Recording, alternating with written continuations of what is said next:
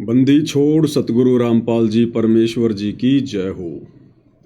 परम पिता परमात्मा सारी सृष्टि के रचनहार कुल मालिक असंख्य ब्रह्मांडों के स्वामी जगत गुरु तीनों लोकों में प्रवेश करके सबका धारण पोषण करने वाले राजाधिराज आत्माधार नाथों के नाथ देवों के देव महादेव सर्वेश्वर महेश्वर मृत्युंजय अजरो अमर आदि अनादि सनातनी प्रभु जगत पिता जगदीश्वर श्री श्री 1008 की उपाधि के वास्तविक अधिकारी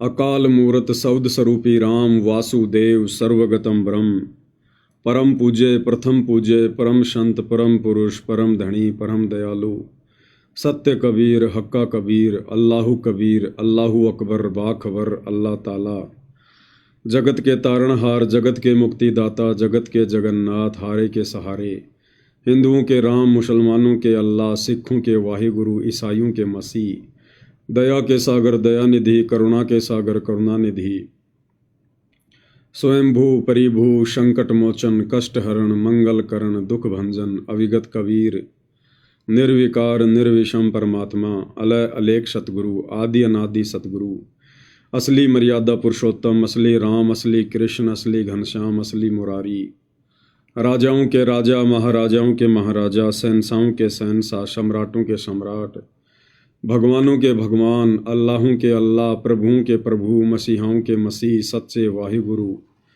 बाबाओं के बाबा पीरों के पीर सेठों के सेठ जगत सेठ सावड़सा सेठ सर्वगुण संपन्न अनंत कोटि कलाओं के स्वामी अनंत कोटि ब्रह्मांडों के नायक योगियों में महायोगी ध्यानियों में महाध्यानी सिद्धों में परम सिद्ध ज्ञानियों में तत्व ज्ञानी ब्रह्म ज्ञानी महाज्ञानी परम ज्ञानी सर्वश्रेष्ठ ज्ञानी विज्ञानी युवा कबीर समृद्ध कबीर असमवात अमित ओजा सच्चे रहनुमा करीम अल्लाह सुभान अल्लाह दुनिया के अंतिम पैगंबर 8 सितंबर 1951 से गांव धनाना जिला सोनीपत हरियाणा भारतवर्ष की पावन भूमि पे प्रकट रियल कल की भगवान श्री नारायण साकार हरि श्री बाबा साहेब नूर अनंत परमात्मा सच्चे दरवेश सच्चे बाखबर संत श्रोमणी सतगुरु रामपाल जी परमेश्वर जी के चरण कमल में साध संगति से जुड़े हुए देश विदेश से आप और हम सभी सत्सेवक भाई बहनों का अनंत कोटि दंडवत प्रणाम। सत्साई भाई और बहनों, बहुत बड़ी दया बहुत बड़ी मेहर पूज्य गुरुदेव भगवान की सतगुरु रामपाल जी परमेश्वर जी की, जिनके शुभ आशीर्वाद से विशेष आशीर्वाद से आप और हम सभी सत्सेवक भाई बहन साध संगति से जुड़कर हर प्रकार से संघर्ष करते हुए गुरुदेव भगवान की प्रत्येक मर्यादाओं का पालन करते हुए उनके प्रत्येक वचन को लक्ष्मण रेखा समझकर इस सतभक्ति मार्ग पर मोक्ष प्राप्ति के लिए निरंतर आगे की ओर बढ़ रहे हैं। भाई और बहनों, ये सुअवसर आत्माओं को उसी समय प्राप्त होता है जब आत्मा अपने गुरु को परमात्मा के रूप में स्वीकार कर लेती है। जब तक ये आत्मा गुरु को परमात्मा नहीं मानती है, केवल अपने जैसा मानुष मानती है, माँ के गर्भ से जन्म लेकर आया हुआ एक व्यक्ति मानती है, तब तक भाई और बहनों परमेश्वर जी के द्वारा उन भगत आत्माओं का ज्ञान योग नहीं खोला जाता है, क्योंकि वो अयोग्य आत्मा होती है। इसलिए भाई और बहनों परमात्मा कहते हैं कि पिछले तब से होत हैं पूर्ण हंस मुराद, बाजी से राजी नहीं संतों नाल खुशाल, मल अखाड़ा जीतेंगे युगन युगन के माल। और ये सभी आत्माओं के वश की बात नहीं होती है, ये युगों युगों के संस्कार होते हैं आत्माओं के। तब कहीं जाकर परमात्मा ये दया करते हैं, ये रजा करते हैं, आत्मा का ज्ञान योग खोलते हैं, उसके हृदय में ये बात बैठाते हैं कि तेरे जैसा दिखाई देने वाला तेरा गुरु, तेरे जैसा 5 तत्व के हाड़ मांस के चोले वाला एक इंसान नहीं, एक व्यक्ति नहीं है। ये परमेश्वर है, परमात्मा है, सारी सृष्टि का मालिक है। तो भाई और बहनों, ये परम सौभाग्य वर्तमान में इस पूरी पृथ्वी पर परमेश्वर रामपाल जी के केवल चंद भक्तों को ही नसीब है, उन्हीं को प्राप्त है। यानी साध संगति से जुड़ी हुई जो आत्माएं हैं, जिन्हें सत्सेवक भाई बहन कहते हैं, केवल वही आत्माएं वर्तमान में ज्ञान को आधार बनाकर अपने गुरु को परमात्मा के रूप में देखकर इस भक्ति मार्ग पर आगे की ओर बढ़ रही हैं। और जब तक ऐसा नहीं होगा तब तक भाई और बहनों, हम सतलोक के सपने भी नहीं ले सकते, सपने भी। वो देश बहुत दुर्लभ बताया गुरुदेव भगवान ने। वहाँ जाने के लिए हमारे को असंख्य युग हो गए, तरह तरह के हथकंडे अपनाते हुए, लेकिन बगैर उस कबीर परमेश्वर की रजा के हम वहाँ के सौपन भी नहीं ले सकते, सौपन भी। और वर्तमान में कितना बड़ा सौभाग्य है भाई और बहनों कि वो परमेश्वर साक्षात हमारे पूज्य गुरुदेव भगवान के स्वरूप में धरती पर प्रकट है, और आप और हम आत्माओं को उन्होंने अपनी पहचान करवाई है, जो पहचान 21 ब्रह्मांड का स्वामी ज्योति निरंजन भी नहीं कर पा रहा। तो ये सामान्य बात नहीं है, छोटी बात नहीं है। ये कबीर परमेश्वर जी की आप और हम सभी आत्माओं पर एक विशेष रजा है, एक मेहर है। और इस मेहर को भाई और बहनों, हमने इसी प्रकार से सतभक्ति करते हुए गुरुदेव भगवान के प्रत्येक वचन को, प्रत्येक नियम को लक्ष्मण रेखा मानकर और इस भय के साथ में हमने अपनी भक्ति को सफल करना है। अब भाई और बहनों देखो, परमात्मा आ गए, उन्होंने अपनी भक्ति दे दी, अपनी रजा बख्श दी। तो यहाँ की जो शक्ति है काल, उसको ये सब अच्छा नहीं लगेगा। वो तरह तरह के हथकंडे अपनाएगा, उन भक्तों के मन में शंका पैदा करने का प्रयास करेगा, संदेह पैदा करेगा। और ये काम वो किसी पहाड़ पर बैठकर नहीं करेगा, दूर बैठकर नहीं करेगा, क्योंकि परमेश्वर ने हमें हर प्रकार से पहले से ही समझा दिया है कि संगत माही कुसंगत उपजे जैसे बन में बांस, और आप पे घिस घिस आग लगा लेकर बनखंड का विनाश। काल को इस बात का अच्छे से पता है कि ये तत्व ज्ञान होने के बाद ये जगत वाले लोग इन भक्तों को नहीं तोड़ पाएंगे। बड़ा मुश्किल है, कोई एक आध मूर्ख की तो कह नहीं सकते, बाकी ज़्यादातर को ये काल सांसारिक लोगों के माध्यम से, तत्व ज्ञान से अपरिचित उस भगत के रिश्तेदारों के माध्यम से, यार दोस्तों के माध्यम से नहीं तोड़ पाएगा, मन में शंका पैदा नहीं कर पाएगा। कैसे शंका पैदा करेगा? संगत माही कुसंगत उपजे। ये काल संगत में ही कुसंगत पैदा करेगा। यानी संगत विश्वास किस पे करेगी? संगत वालों पे करेगी, अपने गुरु भाई बहनों पर करेगी, या जो लोग गुरुदेव के इर्द गिर्द जाता रहते हैं, उनके आसपास ज़्यादा रहते हैं, या सांसारिक रिश्ते में कोई उनका बेटा है, बेटी है, भाई बंधु रिश्तेदार हैं, उन पर विश्वास करेगी। तो काल ने भाई और बहनों इस कलयुग की बिचली पीढ़ी में अपनी सूक्ष्म चाल चलते हुए यही तरीका अपनाया है कि संगत माही कुसंगत उपजे जैसे बन में बांस, आप घिस घिस आग लगा दे कर बनखंड का विनाश। तो परमेश्वर जी ने जो बगीचा तैयार किया था सन 1994 से 2014 तक, उस बगीचे में तो इस काल बली ने सतगुरुदेव भगवान के कलयुगी परिवार को निमित्त बनाकर, इन कोऑर्डिनेटरों को निमित्त बनाकर पूरी तरह से आग लगा दी है। और इस लगी हुई आग में केवल चंद आत्माएं बची हैं, परमेश्वर के चंद पौधे बचे हैं, जिनको परमेश्वर ने एक अलग से बगीची बनाकर उसमें रख दिया है। और उस बगीची का नाम है साध संगति, और उन पौधों का नाम है सतसेवक।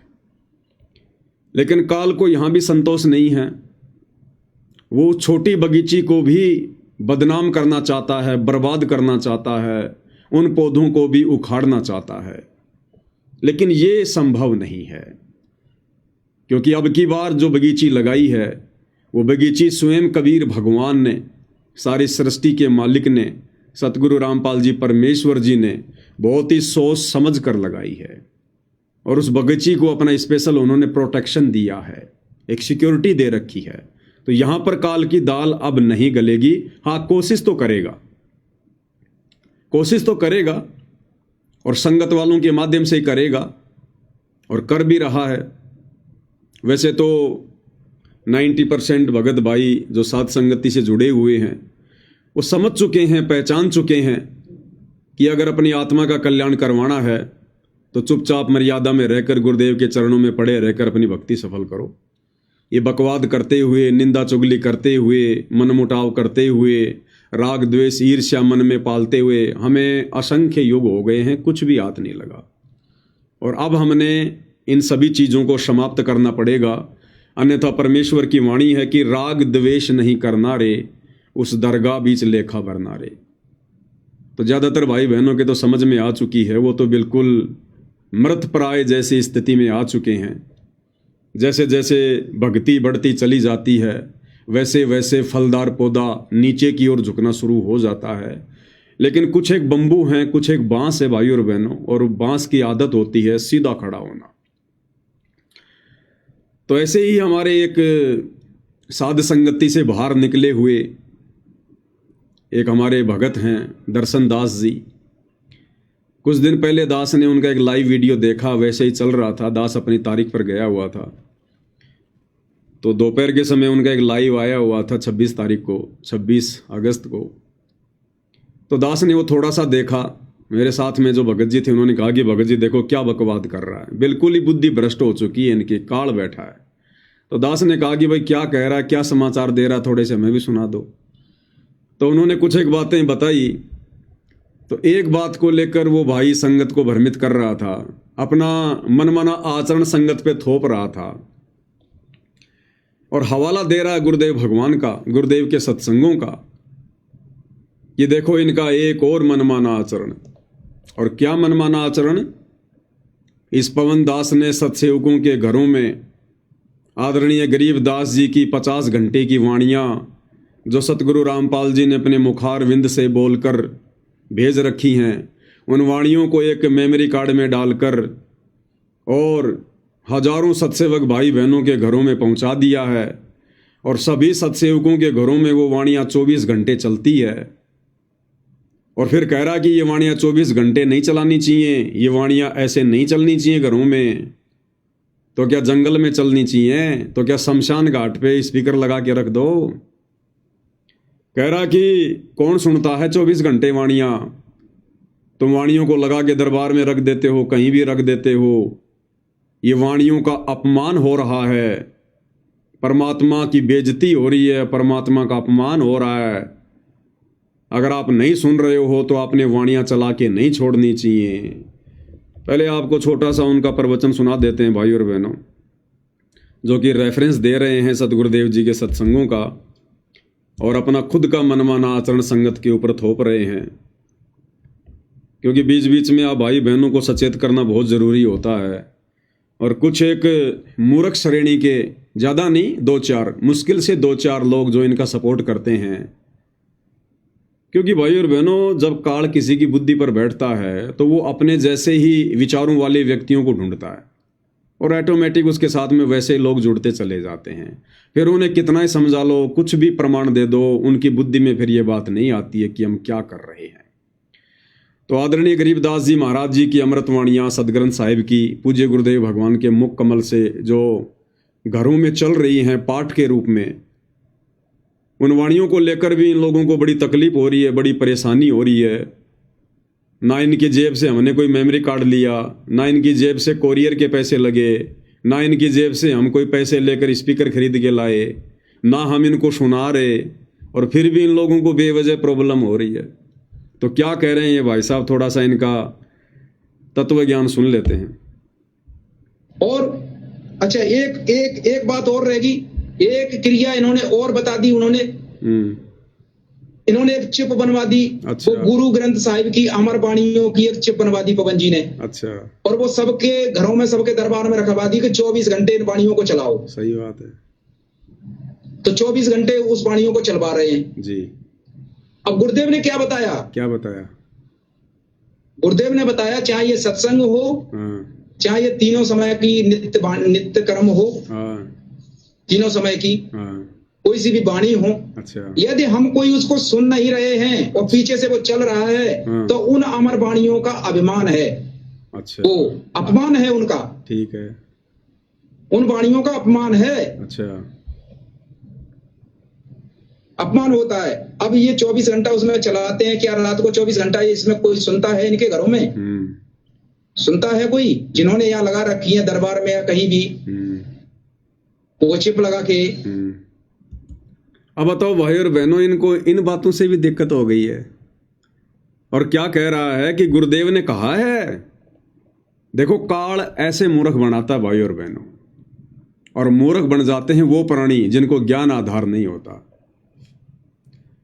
गुरुदेव भगवान का रेफरेंस दे रहा है कि गुरुजी कहते हैं चाहे सत्संग की वाणी हो, चाहे तीनों समय की आरती, संध्या आरती, नित्य नियम की वाणियां हो, अगर आप सुन नहीं रहे हो और आपने लगा रखी है तो वो उन वाणियों का अपमान हो रहा है, भगवान की बेइज्जती हो रही है। और क्या कह रहा है? गुरुजी ने कहा है। अब इसने सत्संग तो दिखाया ही नहीं कि गुरुजी ने कौन से सत्संग में कही है ये बात, लेकिन हम जरूर दिखा देते हैं जिसमें पूज्य गुरुदेव भगवान कह रहे हैं, जिन दो बातों का इन्होंने हवाला दिया है ना, कि गुरुजी कहते हैं कि चाहे सत्संग हो या चाहे आरती हो, उनको चला के नहीं छोड़ना चाहिए अगर आप नहीं सुन रहे हैं तो, वरना उनकी बेइज्जती हो जाएगी। अब गुरुदेव इन्हीं दो बातों के बारे में क्या कह रहे हैं? परमात्मा तो ये कह रहे हैं कि बच्चों, चाहे ये सत्संग हो या चाहे ये तीनों समय की आरती हो, अगर इनको चलाने के बाद में अगर आपको नींद भी आ जाती है, किसी कारण से यदि आप सो भी जाते हो, तो भी ये आपके पाप कर्मों का नाश करती है ये वाणी। यानी भगत के सोने के बाद भी ये वाणियां उसके शरीर के ऊपर काम करती हैं। ये परमेश्वर की अमर वाणियां हैं, अमृत वाणियां हैं। तो गुरुदेव क्या कह रहे हैं और भाई साहब बिल्कुल उसके उल्टा प्रचार कर रहे हैं, और फिर कहते हैं कि हम ज्ञान आधार से बातें कर रहे हैं। अब गुरुदेव भगवान क्या कह रहे हैं भाई, वो भी सुन लेते हैं।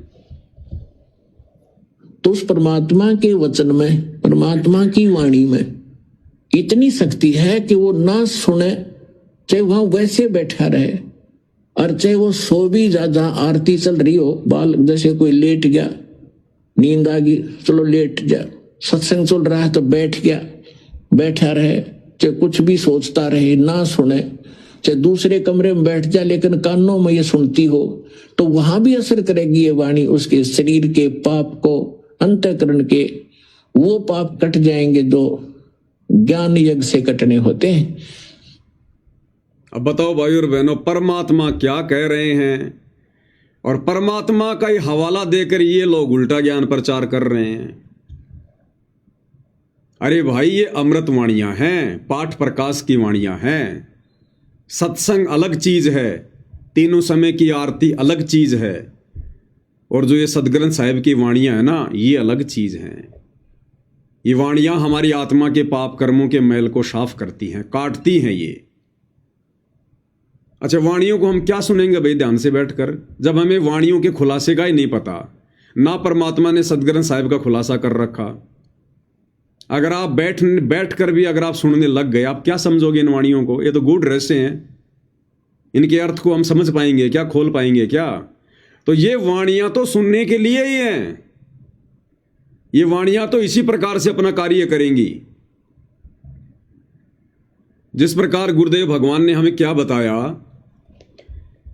कि आदरणीय गरीबदास साहिब के पंथ में एक व्यक्ति था, और उस व्यक्ति ने गरीबदास जी की कुछ वाणियों को सिद्ध कर लिया। गरीबदास जी की वाणियों को उसने सिद्ध कर लिया, और उसमें से एक वाणी उसने सेलेक्ट कर ली, जिसको कहते हैं गारुड़ू मंत्र, गारुड़ू मंत्र, और लाखों बार उसका जाप करके उसको सिद्ध कर ली। और यदि किसी व्यक्ति को सांप खा जाए, सांप काट जाए, तो वो व्यक्ति तो हो गया बेहोश, वो तो बेहोश हो गया, वो तो निंद्रा में चला गया, वो तो कोमा में चला गया, उसको तो होश ही नहीं है। और वो गारुड़ू व्यक्ति उन वाणियों को उस बेहोश व्यक्ति के पास में खड़ा होके बोलता है, उच्चारण करता है। वो व्यक्ति बेहोश है, उसको नहीं पता है, वो नहीं सुन पा रहा, लेकिन फिर भी उन वाणियों में, जो वाणियां सिद्ध की हुई हैं, उन वाणियों में इतनी पावर है, इतनी क्षमता है कि वो बेहोश व्यक्ति भी होश में आ जाता है। और परमात्मा ने बताया कि आदरणीय गरीबदास जी महाराज जी की वाणियां तो स्वयं सिद्ध हैं, स्वयं सिद्ध। तो ये वाणियां अगर हमारे घरों में 24 घंटे चल रही हैं तो इससे अच्छी बात और क्या होगी। ये तो सबके घरों में चलनी चाहिए। अभी तो केवल सत्सेवक भाई बहनों के घरों में वाणियों की शुरुआत हुई है। अरे ये वाणियां तो सबके घरों में चलनी चाहिए, सबके घरों में, सबके घरों में। परमात्मा धरती का माहौल ही चेंज कर दे, लेकिन सब लोगों का ऐसा भाग्य कहां, सब लोगों की ऐसी किस्मत कहां जो आदरणीय गरीबदास जी की वाणियों को समझ सके, इन वाणियों को चला सके। क्योंकि ये वाणियां भाई और बहनों स्वयं सिद्ध हैं।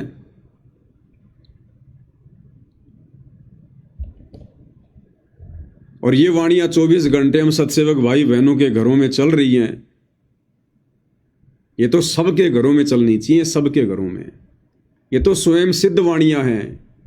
इन वाणियों ने अपना जो कार्य करना है वो ये वाणियां करती रहती हैं। कहता कौन सुनता है? अरे शरीर सोता भाई, आत्मा थोड़ी सोती है। और ये आत्मा की खुराक है। ये वाणियां कोई शरीर की खुराक थोड़ी है। ये वाणियां तो आत्मा की खुराक हैं। और आत्मा कभी सोती नहीं है। हम सो जाते हैं, ये शरीर निढाल हो जाता है, तो भी आत्मा अपना कार्य करती है।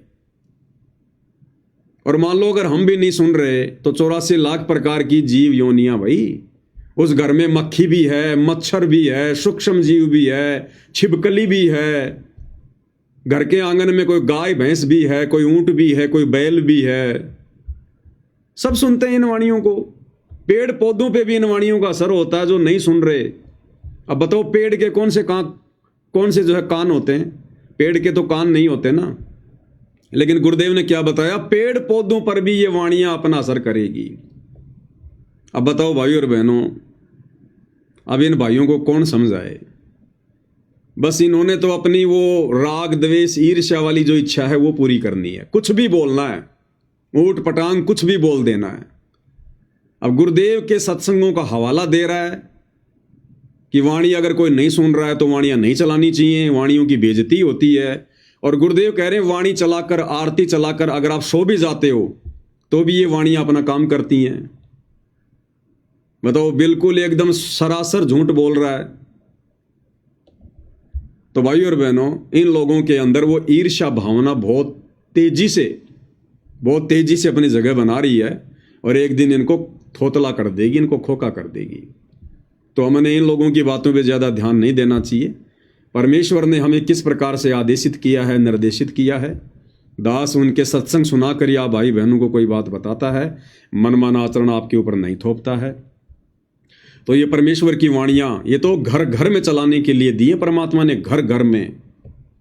एक तो आदरणीय गरीबदास जी की वाणियां, ऊपर से पूर्ण ब्रह्म परमेश्वर सतगुरु रामपाल जी के मुखारविंद से उच्चारित, ये तो हमारे पाप कर्मों को भस्म कर देंगी, भस्म। और बाकी संगत ये नहीं सुन रही, मर्यादा में रह के भक्ति नहीं कर रही, तभी तो उनके सिर पे काल बैठा हुआ है। नहीं तो ये भक्ति का समय है। बकवाद इस समय हमारे आसपास भी नहीं फटकनी चाहिए, आसपास भी। तो सत्सेवक भाई बहन इन वाणियों को अपने अपने घरों में चला के रखते हैं। और जब सत्सेवक भाई बहन गुरुदेव भगवान का कोई सत्संग सुनते हैं तो वाणियों की आवाज़ को बिल्कुल धीमा कर देते हैं, 1 नंबर पे कर देते हैं, ताकि वाणियां हमें डिस्टर्ब ना करें। या वाणी वाले स्पीकर को सत्संग सुनने वाली जगह से हटाकर कोई दूसरे रूम में रख देते हैं, या फिर हम उनको बंद कर देते हैं। कोई ज़रूरी थोड़ी है कि हम अगर एक बार हमने वाणी चला दी तो 50 घंटे तक नॉन स्टॉप चलेंगी। नहीं, हम कोई पाठ प्रकाश थोड़े कर रहे हैं जो वाणियां बीच में नहीं टूटनी चाहिए। ये तो एक ज्ञान यज्ञ है। वाणियों का अपना असर है जो होता रहेगा, क्योंकि शब्द कभी खंड नहीं होता और ये शब्द ब्रह्मांड में जाता है और ऊपर जाकर अपनी एक परत बना लेता है। फिर उस शब्द का वैसा प्रभाव नीचे सभी प्राणियों पर पड़ता है। इससे धीरे धीरे वातावरण बदलता है, माहौल बदलता है। तो जब जब हम सत्संग भाई बहन गुरुदेव का सत्संग सुनते हैं या तीनों समय की आरती करते हैं या सुमरण करते हैं, तो या तो हम इन वाणियों को बंद कर देते हैं या बिल्कुल एक नंबर पे स्लो स्लो करके हम उस जगह से दूसरी जगह पर उस स्पीकर को रख देते हैं, या हम उसको कुछ समय के लिए बंद कर देते हैं। इसमें क्या दिक्कत है? और अब तो हमें ऐसी आदत पड़ चुकी है, ऐसी आदत पड़ चुकी है, अगर हमारे घरों में धीरे धीरे मंद मंद आवाज में अगर ये परमेश्वर जी की वाणियां नहीं चलती हैं तो हमें तो ऐसा लगता है जैसे शमशान घाट हो, शमशान घाट। हमें अच्छा सा ही नहीं लगता। इसलिए धीरे धीरे परमेश्वर की वाणियां चलती रहती हैं। रात को बड़े अच्छे से नींद आती है और ना जाने रात्रि में परमेश्वर हमारे कितने पाप कर्मों को हटा देते हैं, हमारी आत्मा का कितना मैल परमात्मा झाड़ देते हैं, क्योंकि ये स्वयं सिद्ध वाणियां हैं, परमेश्वर की वाणियां हैं। अब काल नहीं चाहेगा भाई और बहनों की ये वाणियां आत्माएं सुने, इन वाणियों को अपने घरों में चलाएं, वो नहीं चाहेगा। इसलिए संगत माही कुसंगत उपजे, जैसे बन में बास, आप घिस घिस आग लगा देकर बनखंड का विनाश। तो सतलोक आश्रम मैनेजमेंट हरियाणा वालों के वहां तो इस काल का दाव लग गया। लाखों को इसने भ्रमित कर दिया, मर्यादा तुड़वा दी, सारे उल्टे भक्ति विरुद्ध कर्म करवा दिए। और अब इसने साध संगतियों में धीरे धीरे एंट्री मारनी शुरू की है। तो भाई और बहनों, साध संगतियों में इसकी दाल नहीं गलेगी। यहाँ तो परमेश्वर के ज्ञान आधार से आत्माएं जुड़ी हैं, देखा देखी में भेड़ चाल वाली आत्माएं नहीं हैं। अगर कोई देखा देखी में भेड़ चाल में जुड़ता है तो ज़्यादा दिन वो साध संगति रूपी खूटे से बंध के नहीं रहता। परमात्मा उसका खूटा उखाड़ देते हैं और वो वहाँ से भाग जाता है। तो भाई और बहनों, हमने तो हर स्थिति में गुरुदेव भगवान के ज्ञान को आधार बनाकर ही आगे बढ़ना है। साथ में भाई और बहनों,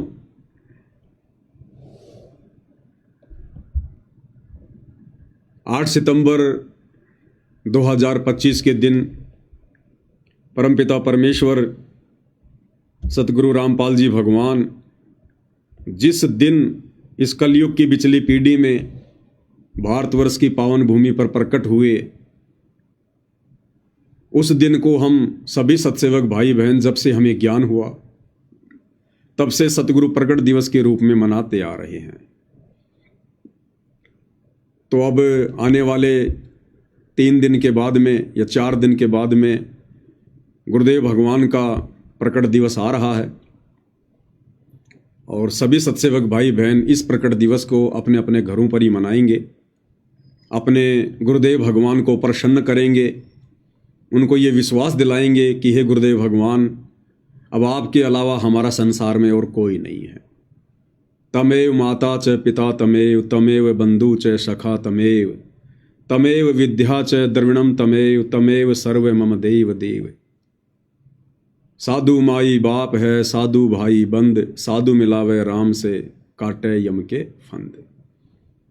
तो हम भगत भाई बहनों ने हर स्थिति में ज्ञान को आधार बनाकर, गुरु को परमेश्वर मानकर और अपने घर को ही आश्रम बनाकर इस परीक्षा के समय में हमने पूज्य गुरुदेव भगवान का प्रकट दिवस मनाना है। किसी भी प्रकार के मनमाने आचरण से, आडंबर से, पाखंड से, दिखावे से हमने बिल्कुल दूर रहना है। सिंपल तरीके से हमने अपने घर पर परमेश्वर जी को भोग लगाना है, जैसे हम प्रतिदिन लगाते हैं। 8 सितंबर के दिन आप चाहें जितने व्यंजन बना सकते हैं, जितने आप बनाना जानते हैं। हमने बाजार की किसी भी दुकान से मिठाई लेकर नहीं आनी है, ध्यान रखना इस बात का। बाजार का हमने कुछ भी बना बनाया नहीं लाना है।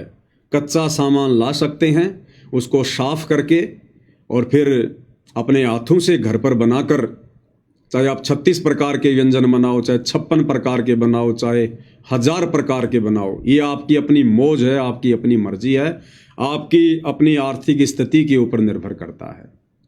लेकिन जबरदस्ती नहीं, बिल्कुल सहज तरीके से, खसना नहीं, जबरदस्ती। और 8 सितंबर को हमने परमेश्वर को प्रसन्न करना है और इस प्रकार से हमने भक्ति मार्ग पर धीरे धीरे आगे की ओर बढ़ना है। और ये क्यों संभव हो रहा है भाइयों और बहनों? क्योंकि हमने दिल की गहराइयों से ज्ञान को आधार बनाकर गुरु को परमात्मा के रूप में स्वीकार कर लिया है।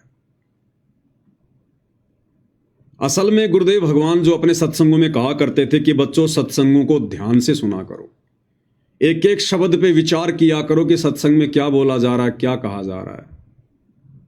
असल में अब हमें वो सत्संग समझ में आ रहे हैं। अब हमने उस विधि से सत्संगों को सुनना प्रारंभ किया है और अब साध संगति से जुड़ने के बाद और विशेषकर गुरु को परमात्मा मानने के बाद, क्योंकि गुरु को परमात्मा मानने के बाद ही भाई और बहनों हमारा ज्ञान योग खुलता है। उससे पहले नहीं खुलेगा, चाहे हम कितना प्रयास कर लें, हम कितनी कोशिशें कर लें, उससे पहले हमारा ज्ञान योग नहीं खुलेगा। दास आपको परमेश्वर जी का एक छोटा सा सत्संग सुनाएगा ताकि हमारे को दृढ़ विश्वास हो भाई और बहनों कि वर्तमान में ही हमें ये बातें क्यों समझ में आई है कि गुरु ही परमात्मा है, गुरु ही भगवान है, गुरु ही सारी सृष्टि का मालिक है। हमें वर्तमान में ये बात क्यों समझ में आई है? क्योंकि वर्तमान में गुरुदेव भगवान ने हमारा ज्ञान योग खोल दिया है। परमेश्वर ने हमारा ज्ञान योग खोल दिया है। तो भाई और बहनों, एक छोटा सा सत्संग है, ध्यान से सुनना, क्योंकि दास जब भी गुरुदेव भगवान के सत्संग सुनता है तो परमेश्वर तुरंत दास का ध्यान डाइवर्ट कर देते हैं जब भी कोई विशेष पॉइंट आता है। और ये अब हम सभी भाई बहनों के साथ में बन रही है। जितने भी साथ संगति से जुड़े हुए भाई बहन हैं, हम चाहे आधी घंटे सत्संग सुने, हम चाहे काम करते करते सत्संग सुने, लेकिन अब हमारा ध्यान कहाँ रहेगा? गुरुदेव के सत्संगों में, गुरुदेव की वाणियों में। और भले ही माता बहनें रोटी बना रही हैं या कुछ और काम कर रही हैं और दूसरी तरफ गुरुदेव का सत्संग चल रहा है, तो ध्यान तो हमारा सत्संग में रहेगा। और जैसे ही सत्संग में कोई विशेष बात आएगी, तुरंत हमारा ध्यान एकदम से आकर्षित हो जाएगा। उस काम धंधे से हमारे हाथ रुक जाएंगे और एकदम हमारा ध्यान केंद्रित हो जाएगा कि गुरुदेव क्या कह रहे हैं। ये सब क्यों हो रहा भाई और बहनों? ये पहले क्यों नहीं हो रहा था? अरे पहले नाम दीक्षा लेने के बाद हम खूब सत्संग सुना करते थे, 2-2 घंटे के, 3-3 घंटे के। कभी भी हमारा दिमाग एकदम से सुन्न नहीं होता था, किसी भी पॉइंट पे एकदम ध्यानमग्न नहीं होता था।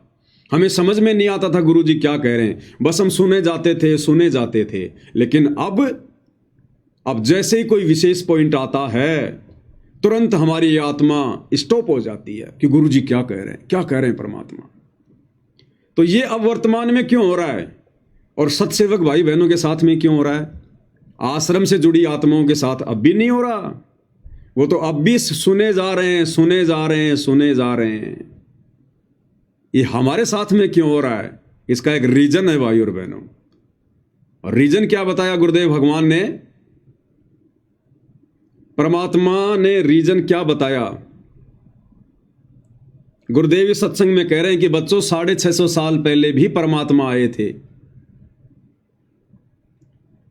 और उन्होंने आपको यही सब बातें समझाने की चेष्टा की थी, अपना भक्ति विधान बताने की चेष्टा की थी, ये मूल ज्ञान बताने की चेष्टा की थी, लेकिन हम समझ नहीं पाए।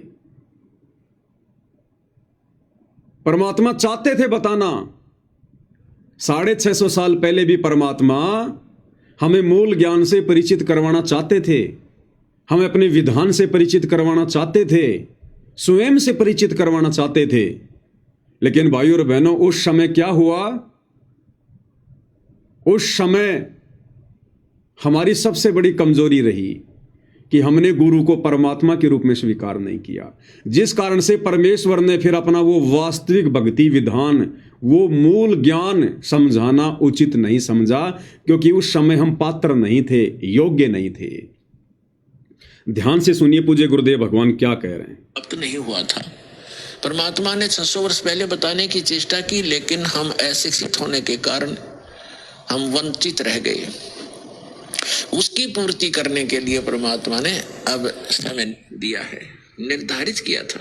क्या कह रहे हैं गुरुदेव कि परमात्मा ने 650 साल पहले चेष्टा की थी, यानी कोशिश की थी अपना विधान बताने की, लेकिन हम अशिक्षित थे और अशिक्षित होने के कारण उन पंडितों का, उन विद्वानों का जो संस्कार जानते थे, उनका दाव लग गया और उन्होंने हमारे को ये कहकर भ्रमित किया कि कबीर परमात्मा नहीं हो सकता, कबीर भगवान नहीं है, ये तो एक जुलाहा है, ये तो एक कवि है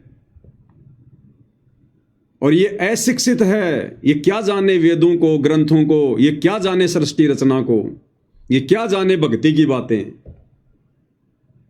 तो उन पंडितों के इस प्रकार बहकाने से भाई और बहनों हम लोगों ने यही मान लिया कि भाई बात बिल्कुल सही है, कबीर जी तो अनपढ़ हैं, अशिक्षित हैं और कबीर जी तो केवल हमारे गुरु जी हैं।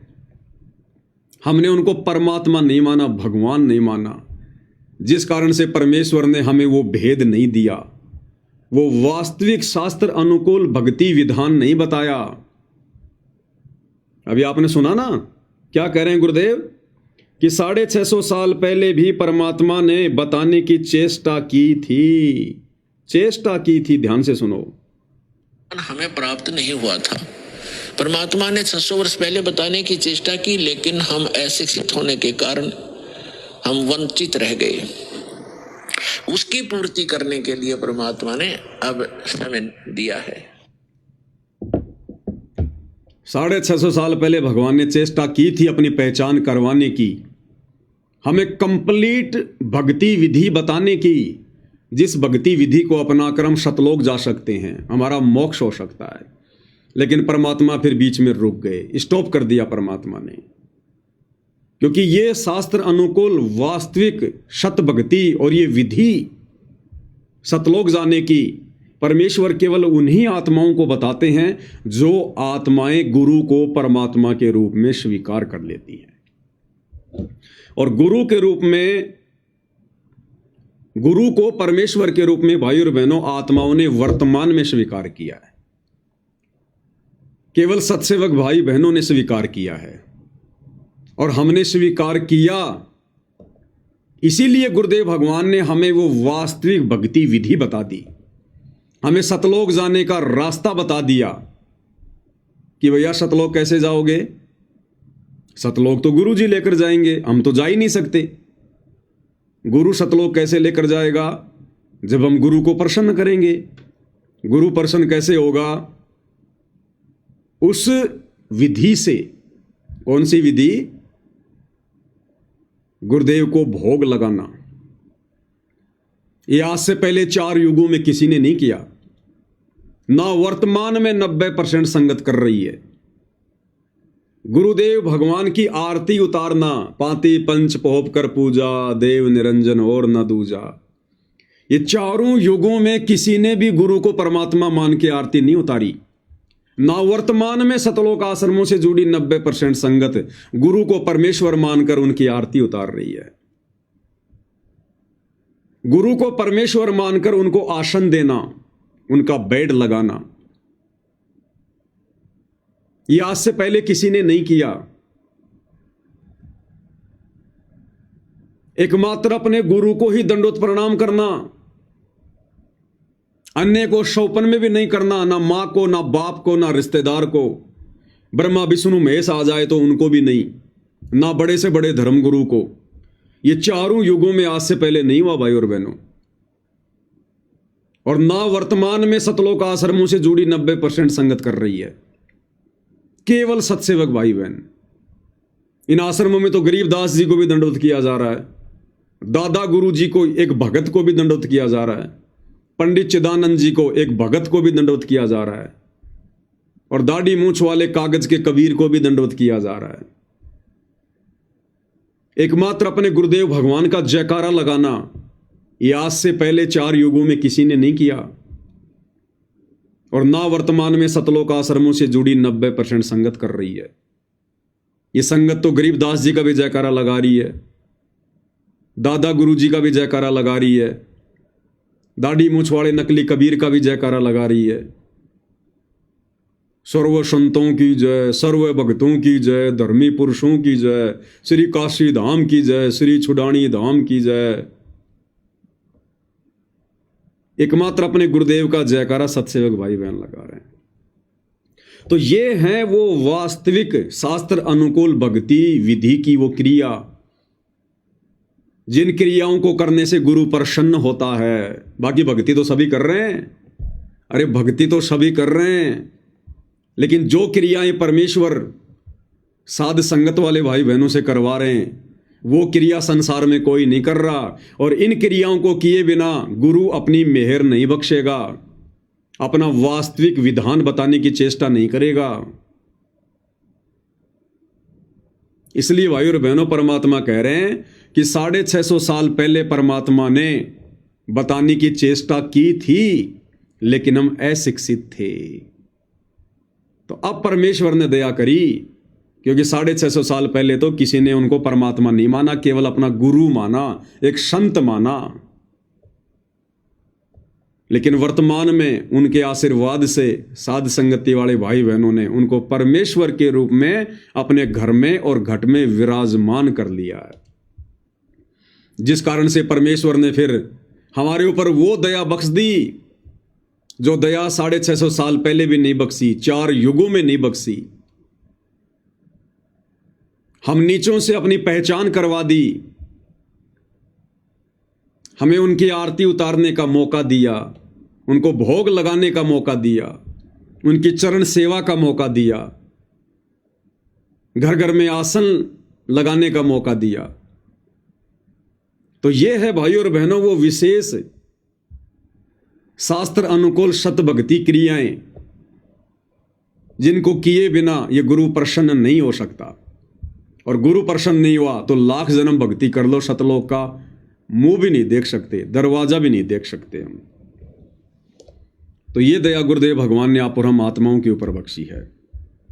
और फिर अपने सत्संगों में परमेश्वर ने अपने विधान में सब कुछ खोल के बता दिया। गुरुदेव भगवान ने सब कुछ भी कमी नहीं छोड़ी। गुरुदेव भगवान ने बिल्कुल क्लियर कर दिया। और बची खुची जो कसर है वो गुरुदेव ने इन सत्संगों के माध्यम से, क्योंकि अपना सारा का सारा भक्ति विधान परमेश्वर ने सत्संगों में डाल रखा है।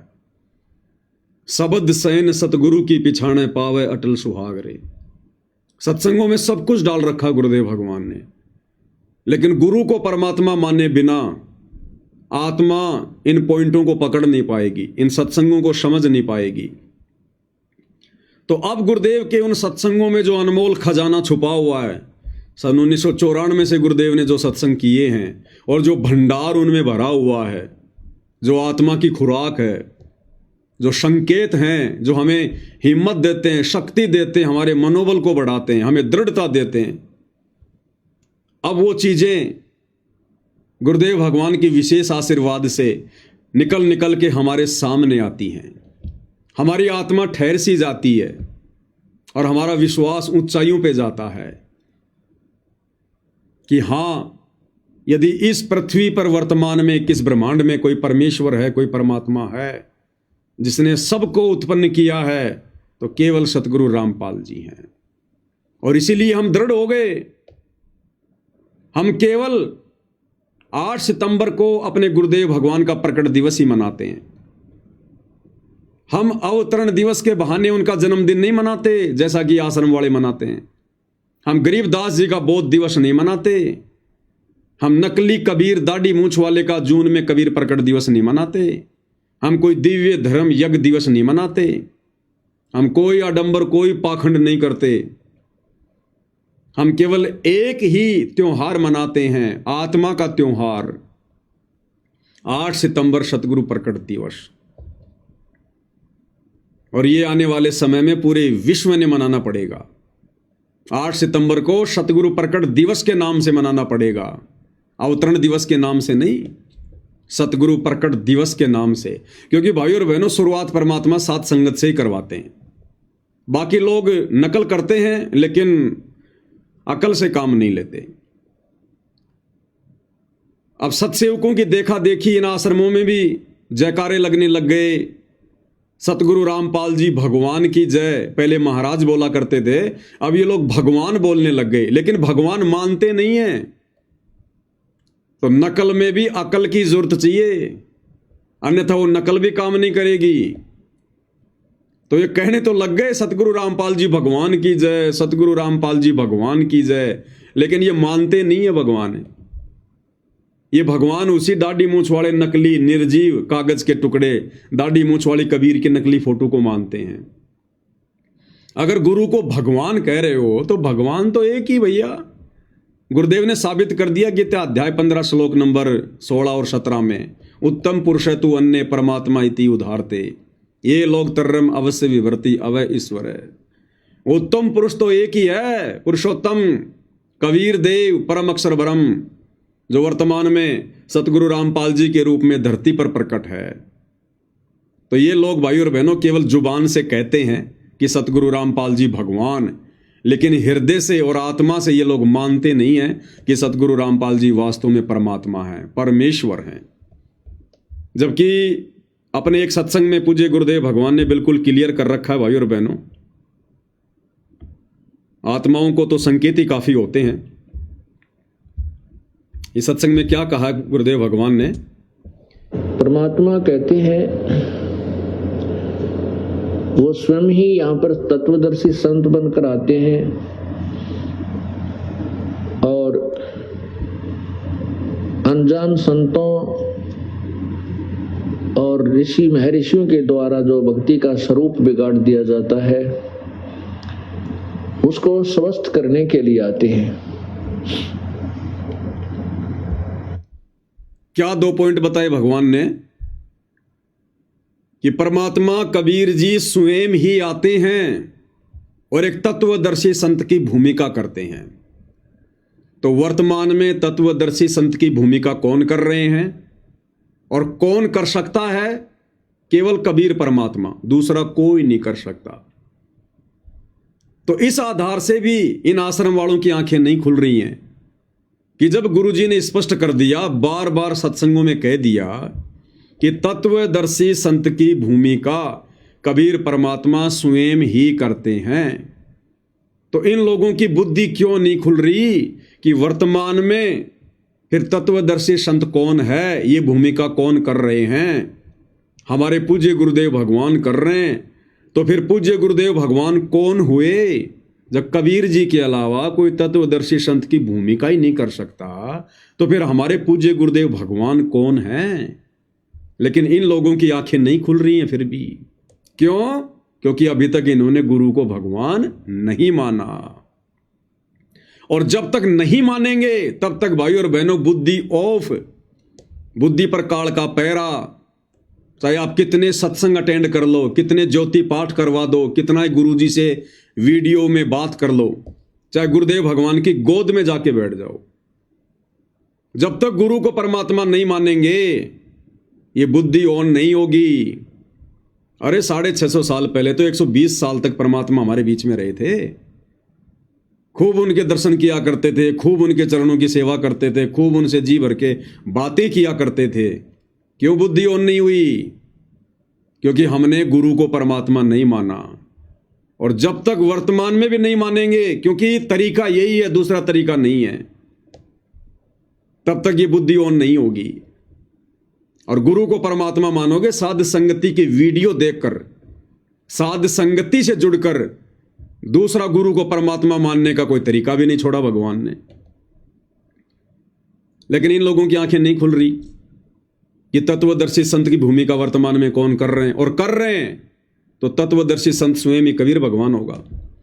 दूसरा गुरुदेव ने क्या बताया कि परमात्मा के यहां आने का दूसरा कारण क्या होता है कि ये नकली संत, ये पंडित, ये विद्वान, ये भक्ति के मूल स्वरूप को बिगाड़ देते हैं, अपना मनमाना आचरण लोगों पर थोप देते हैं, कर्म कांड करवाने लग जाते हैं, शास्त्र अनुकूल भक्ति इन लोगों से दूर हो जाती है। तो परमेश्वर फिर से उस भक्ति के मूल स्वरूप को बताने के लिए, समझाने के लिए यहां स्वयं आते हैं तत्वदर्शी संत के रूप में। तो बताओ भाई, परमेश्वर रामपाल जी ने सन 1994 से अपने यथार्थ 13वें कबीर पंथ की शुरुआत की है। क्या उससे पहले कोई ऐसा साधु संत महात्मा जिसने भक्ति के मूल स्वरूप को सुधारने का प्रयास किया हो? कोई ऐसा साधु संत महात्मा आचार्य शंकराचार्य जो शास्त्र अनुकूल भक्ति विधि किसी को दे रहा हो, बता रहा हो? तो भक्ति के मूल स्वरूप को सन 1994 से किस महापुरुष ने सुधारना शुरू किया? इस बिगड़े हुए भक्ति के स्वरूप को किसने एक नया आकार देना शुरू किया? परमेश्वर रामपाल जी ने। तो यह काम परमात्मा कबीर जी के अलावा कोई दूसरा कर सकता है क्या? अगर कोई होता करने वाला तो उससे पहले करना देता। तो इस आधार से भी यह पहचान होती है कि परमेश्वर रामपाल जी स्वयं कबीर भगवान हैं। लेकिन फिर भी इन आश्रम वालों की आंखें नहीं खुल रही हैं। क्यों? क्योंकि ये गुरु को परमात्मा नहीं मान रहे हैं। वो स्वयं ही परमात्मा होते हैं, वो परम अक्षर ब्रह्म वो स्वयं है, वही संत रूप धारण करते हैं, वही संत रूप धारण करते हैं। आज हमारे गुरुदेव भगवान किस नाम से जाने जाते हैं? संत रामपाल जी। तो संत रूप कौन धारण करते हैं? कबीर जी, परमात्मा कबीर जी। तो वर्तमान में कबीर पंथ में, और वो भी यथार्थ 13वें कबीर पंथ में, कौन आए हैं? पूर्ण संत बनकर, परम संत बनकर। तो इस आधार से भी हमारी आंखें खुल जानी चाहिए कि परमात्मा स्वयं ही संत रूप धारण करते हैं हमें ज्ञान समझाने के लिए। परम भक्त की भी भूमिका करते हैं, और एक परम भगत की भूमिका भी परमात्मा कबीर जी स्वयं ही करके दिखाते हैं अपने भक्तों को समझाने के लिए। तो ये भूमिका किसने की भाई? साहिब से सतगुरु भये, सतगुरु से भये संत, और धर धर वेख विशाल अंग, वो खेल आदि और अंत। 17 फरवरी 1988 को आदरणीय गरीबदास जी के 12वें पंथ में प्रवेश करके अपनी वाणी के अनुसार, जो वाणी धर्मदास जी के माध्यम से 650 साल पहले कबीर सागर में लिखवाई थी कि 12वें पंथ हम ही चल आवें और सब पंथों को मिटाकर एक पंथ चलावें। तो परमात्मा ने तो 12वें पंथ में आना था भाई। परमात्मा तो अपनी वाणी का पक्का है, अपनी जुबान का पक्का है। अरे परमात्मा का विधान तो अटल है, फैल हो ही नहीं सकता। सत्संग में क्या कह रहे हैं गुरुदेव भगवान, लेकिन सत्संग लोग सुनते कहाँ हैं? अब पूज्य गुरुदेव भगवान क्या कह रहे हैं भाई और बहनों, हमारी आंखें खुल जानी चाहिए। ध्यान से सुनिएगा क्या कह रहे हैं कि परमात्मा जुबान का पक्का है। परमात्मा कौन? कबीर जी जुबान का पक्का है, उसका नियम अटल है, अटल।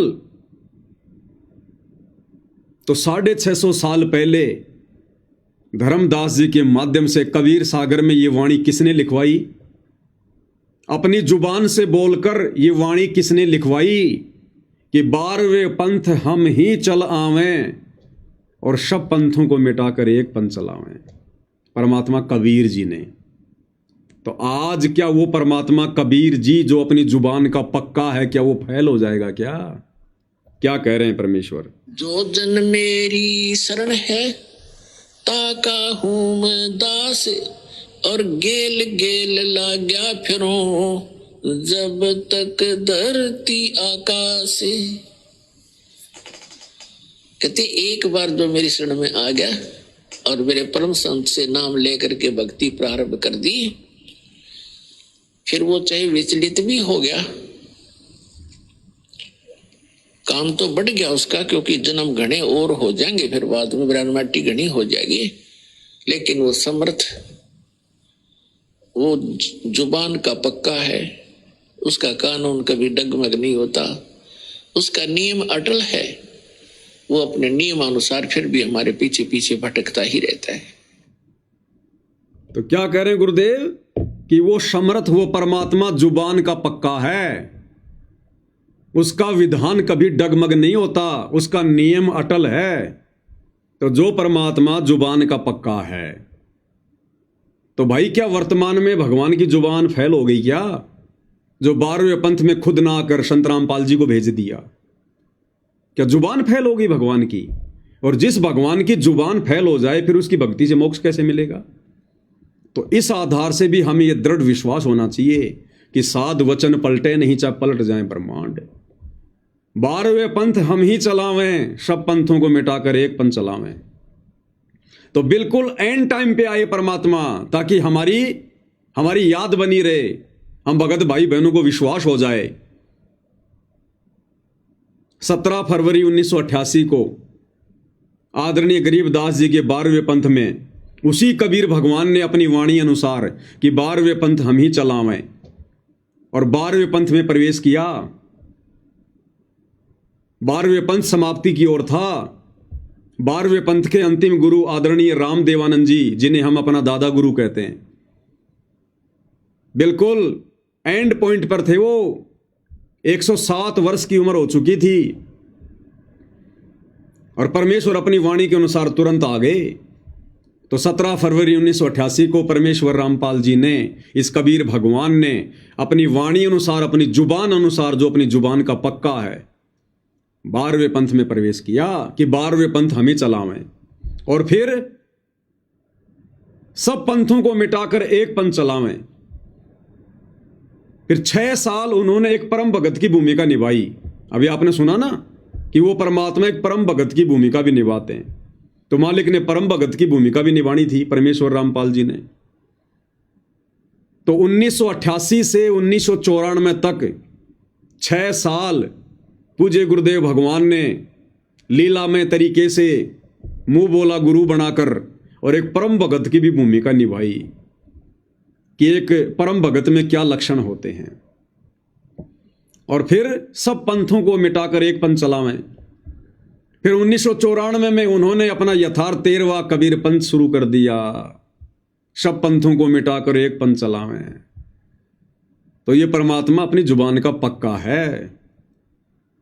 इस आधार से भी हमें पूर्ण विश्वास हो जाना चाहिए, शक और संदेह की कोई गुंजाइश ही नहीं होनी चाहिए।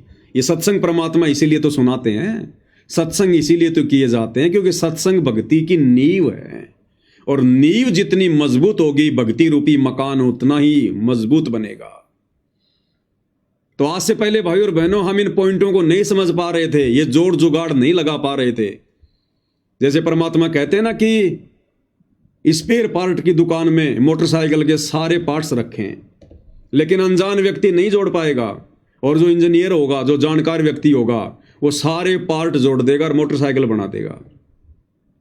तो अब परमेश्वर रामपाल जी ने हम सभी सत्सेवक भाई बहनों का ज्ञान योग खोलकर विशेष सद्बुद्धि प्रदान करके, और जो इनके ये सत्संग हैं, जिन सत्संगों में गुरुदेव ने ये तरह तरह के ये संकेत, स्पेयर पार्ट जो परमात्मा ने कहीं कहीं डाल रखे हैं, अब परमेश्वर ने हमें सद्बुद्धि देकर कि कौन सा सत्संग कहाँ फिट होगा, कौन सी वाणी कहाँ फिट होगी, अब परमेश्वर ने आप और हम सभी को इंजीनियर बना दिया।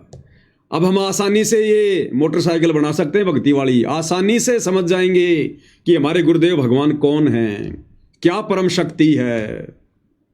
तो अब भाई और बहनों, जब हम सत्संग सुनते हैं तुरंत स्ट्राइक हो जाती है। जब भी ऐसा कोई पॉइंट आता है तुरंत आत्मा ठहर जाती है कि गुरुदेव यहाँ क्या कह रहे हैं, क्या बता रहे हैं, और तुरंत हम भाई बहन उसकी कटिंग कर लेते हैं।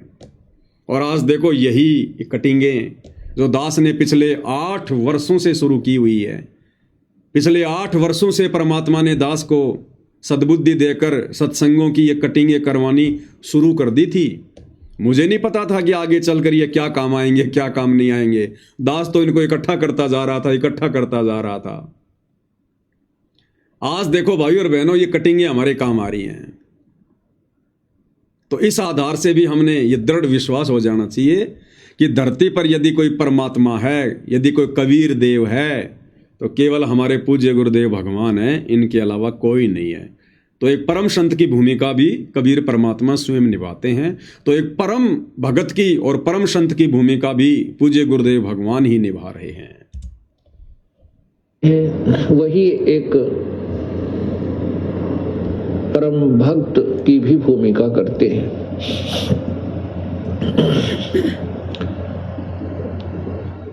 वो हमारे लिए एक उदाहरण छोड़कर जाते हैं, अपनी अमृतवाणी सौ संवेद अपने मुखारविंद से वो इस तत्व ज्ञान का उच्चारण करके और एक अनमोल वस्तु हमारे को प्रदान कर जाते हैं। उसी तत्व ज्ञान में अर्थात सौ संवेद में क्या कहते हैं? कबीर राम बुलावा भेजिया, दिया कबीरा रो, जो सुख है संत के संग में वो बैकुंठ में न हो। जो सुख है परम संत के सत्संग में, उनके चरणों में, उनकी सेवा में, वो बैकुंठ में ना हो। यहाँ के स्वर्ग में, महास्वर्ग में भी वो सुख नहीं मिल सकता। जिन आत्माओं को ये तत्व ज्ञान समझ में आ जाता है। अब यदि भाई और बहनों, हम साथ संगति वाले भाई बहनों को जिस बैकुंठ में जाने के लिए, जिस स्वर्ग और महास्वर्ग में जाने के लिए लाखों लाखों साल सतयुग में, त्रेता में ऋषि महात्मा घर बार छोड़कर तपस्या किया करते थे वहां जाने के लिए, फिर भी उनको नसीब नहीं होता था। यदि आज हमें उस बैकुंठ में बैठाया जाए, ना कि बैठाया जाए बल्कि हमें बैकुंठ का स्वामी बना दिया जाए, तो भी आप और हम भगत भाई बहन ठोकर मार के आगे निकल जाएंगे कि भैया पहाड़ में जाओ, तुम्हारा बैकुंठ है। उससे गंदी जगह तो संसार में कोई दूसरी नहीं है। वो तो निरे कर्म फोड़ने की जगह है, कर्म फोड़ने की। अरे वो तो एक होटल है जहां हमारी खुद की भक्ति रूपी पूंजी खर्च होगी और दुनिया भर की बकवाद मिलेंगी वहां पर, जो बकवाद इस धरती पर नहीं है। जो बकवाद इस धरती पर नहीं है वो बकवाद ऊपर स्वर्ग में, महास्वर्ग में। तो हम तो थूकेंगे भी नहीं महास्वर्ग की तरफ अब ये तत्व ज्ञान होने के बाद। तो भाइयों और बहनों, 2 कोटि के जीव की ऐसी सोच कौन बदल सकता है? क्या आज तक किसी नकली साधु संत महात्मा ने बदली? या कोई किसी को एक सरपंच बना दे, सरपंच बनाने की बात करे, आदमी पूरी जिंदगी उसके चरण धो पीने लग जाए कि अगर वो नहीं होता तो मैं सरपंच नहीं बनता। और क्या कर लिया सरपंच बन के? अपने कर्म फोड़ लिए।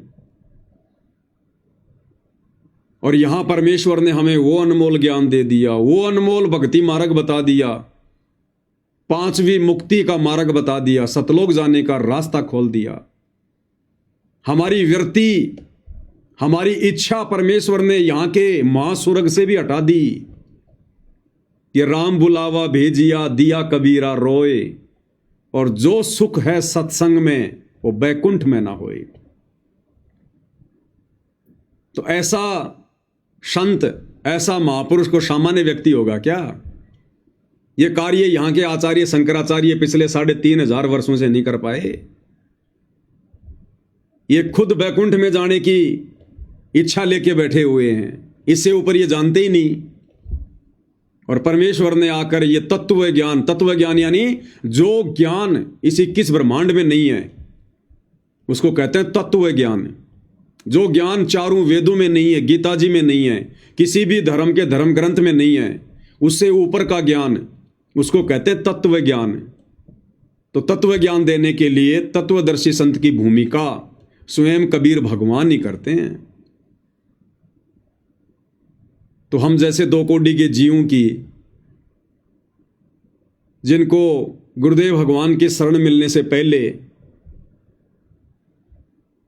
ABCD का भी पता नहीं था, और यदि हमें छोटा मोटा कोई राजनीतिक पद अगर मिल जाता, हम तो उसी में मस्त हो जाते, डूब जाते उसमें। पता नहीं अपने आप को क्या समझ बैठते कि मैंने क्या उपलब्धि प्राप्त कर ली, मेरे बराबर तो कोई है ही नहीं अब। और गुरुदेव भगवान कहते हैं यहां का तो राजा भी, यहां का तो प्राइम मिनिस्टर भी मरने के बाद में सीधा गधा बनता है। एक हरि की भक्ति बिन राजा ऋषभ होए। ऋषभ यानी अच्छा मोटा ताजा गधा, खच्चर जो ज्यादा वजन ढोए। एक हरि की भक्ति बिन राजा ऋषभ होए, और माटी लदे कुमार की घास न डाला कोई। तो ना तो हमारी इच्छा कि हम यहाँ के राजा बने, महाराजा बने, अगर देश का प्रधानमंत्री और राष्ट्रपति भी अपनी सीट छोड़कर हमें देना चाहें, बिना किसी चुनाव के, बिना किसी मनमुटाव के, तो भी भाई और बहनों हम तो थूकेंगे उस कुर्सी पर कि भैया ये राजा, महाराजा, प्रधानमंत्री, राष्ट्रपति की कुर्सी क्या, जब यहां तो देवताओं का राजा इंद्र भी मरने के बाद में गधे की योनि में जाता है। हम तो इंद्र की गद्दी पर भी थूकते हैं। जो सुख हमारे गुरुदेव भगवान के चरणों में है, उनकी भक्ति में है, उनकी पूजा पाठ में है, वो सुख भैया यहाँ के महास्वर्ग में भी नहीं है। फिर ये छोटी मोटी राजपद, ये गद्दियां, ये पदवियां क्या है। तो भाई और बहनों, सामान्य से जीवों की सोच को इतना प्रबल बनाने वाला कोई सामान्य संत हो सकता है क्या? ये कार्य उस कबीर भगवान के अलावा कोई और कर सकता है क्या? तो संत रूप में भी वो कबीर भगवान ही आकर हम आत्माओं को सद्बुद्धि देता है, हमें सत्संग देता है। साहिब से सतगुरु भय, सतगुरु से भय संत, और धर धर वेख विशाल अंग, खेल आदि और अंत। इसलिए भाई और बहनों, इस परमेश्वर की पहचान करना ये तो किसी के बस की बात नहीं है, किसी के बस की बात नहीं है। चाहे कोई कितना ही विद्वान क्यों ना हो, ना देवताओं का गुरु बृहस्पति पहचान कर सकता, ना राक्षसों का गुरु शुक्राचार्य पहचान कर सकता, ना ब्रह्मा विष्णु महेश कर सकते, ना दुर्गा और काल कर सकते, फिर बच कौन गया। और परमेश्वर कहते हैं जिन मिलते सुख उपजे, कि जिस परम संत के मिलते ही, जिनके दर्शन होते ही, जिनकी संगति में आत्मा निर्मल हो जाए, सारे विषय विकार हट जाएं, मन आनंदित हो जाए, कहते हैं जिन मिलते सुख उपजे और मिटे कोटि उपाद, हमारी करोड़ों बकवादें जलकर भस्म हो जाएं जिनकी शरण में आने से। कहते हैं भवन चतुर्दश ढूंढियो, वो परम स्नेही साध। कहते हैं ऐसे संत को तो अगर 14 लोकों में भी कहीं मिल जाए तो ढूंढ लेना चाहिए भाई। अगर वो ढूंढने से मिलता तो ब्रह्मा विष्णु महेश उसको पकड़ के बैठे होते। ये 88,000 ऋषि, 9 नाथ, 84 सिद्ध, ये तो मोक्ष के लिए भक्ति कर रहे हैं। अगर वो ढूंढने से मिल जाए तो आप और हम तो क्या ढूंढेंगे। वो तो विचरण करते रहते हैं ब्रह्मांडों में, वो तो कब का ढूंढ के अपने पास में बैठा लेते। 33 करोड़ देवी देवता नीचे आने नहीं देते अगर ढूंढने से भगवान मिलता तो भाई और बहनों, ये परमात्मा, ये परम संत अपनी रजा केवल अपने प्यारे बच्चों पर करता है, अपनी विशेष आत्माओं पर करता है। जिन आत्माओं के बराबर 21 ब्रह्मांड में फिर कोई आत्मा नहीं होती है, उनके जैसी भक्तिवान आत्मा नहीं होती है। तो भाई और बहनों, वो परम सौभाग्य आज गुरुदेव भगवान ने हम सत्सेवक भाई बहनों के ऊपर बख्शा है। इनके तो लाखों शिष्य हैं, लाखों भगत हैं। गुरु जी तुम ना भूलियो चाहे लाख लोग मिल जाएं, और हमसे तुमको बहुत हैं पर तुम जैसे भगवान हमको नहीं। तो परमेश्वर ने कितनी बड़ी दया बख्शी। अपने लाखों भक्तों में से भी परमेश्वर ने हम सत्सेवक भाई बहनों को छांट के अलग किया है। तो भाई और बहनों, ये हमारे जन्म जन्मांतरों की सत भक्ति का, हमारे दान पुण्य का, हमारे तप, हमारे बलिदान और हमारी उन कुर्बानियों का आज परमेश्वर ने हमें सूत समेत, ब्याज समेत परमेश्वर ने आज हमारी झोली में डाल दिया। वो प्रतिफल जो हम युगों युगों से इस परमेश्वर की शरण में आकर भक्ति जो है करते आ रहे थे। तो अब यदि कोई आत्मा इतना सब कुछ प्राप्त होने के बाद अगर भक्ति से डगमग होती है, अगर अपने गुरु पर अविश्वास करती है, या गुरु ने हमें जो भक्ति क्रिया बता दी है भक्ति सफल करने के लिए कि बच्चों किसी से मनमुटाव मत करना, हमारा यहाँ कोई शत्रु नहीं, कोई हमारा मित्र नहीं है, किसी से राग द्वेष नहीं करना। राग यानी किसी से विशेष प्यार प्रेम नहीं करना, और द्वेष यानी किसी से मनमुटाव नहीं करना। निंदा बिंदा नहीं करनी, निंदा यानी किसी की चुगली करना, और बिंदा यानी व्यर्थ में किसी के विषय में उल्टा सीधा बोलना। तो अब हमने इनके प्रत्येक वचन पर खरा उतरना है। यदि कोई हमारे विचारों से सहमत नहीं है, या हम किसी के विचारों से सहमत नहीं हैं, तो परमेश्वर का विधान कहता है कि उनसे दूरी बना लो, उनसे दूरी बना लो और अपनी भक्ति पर ध्यान दो।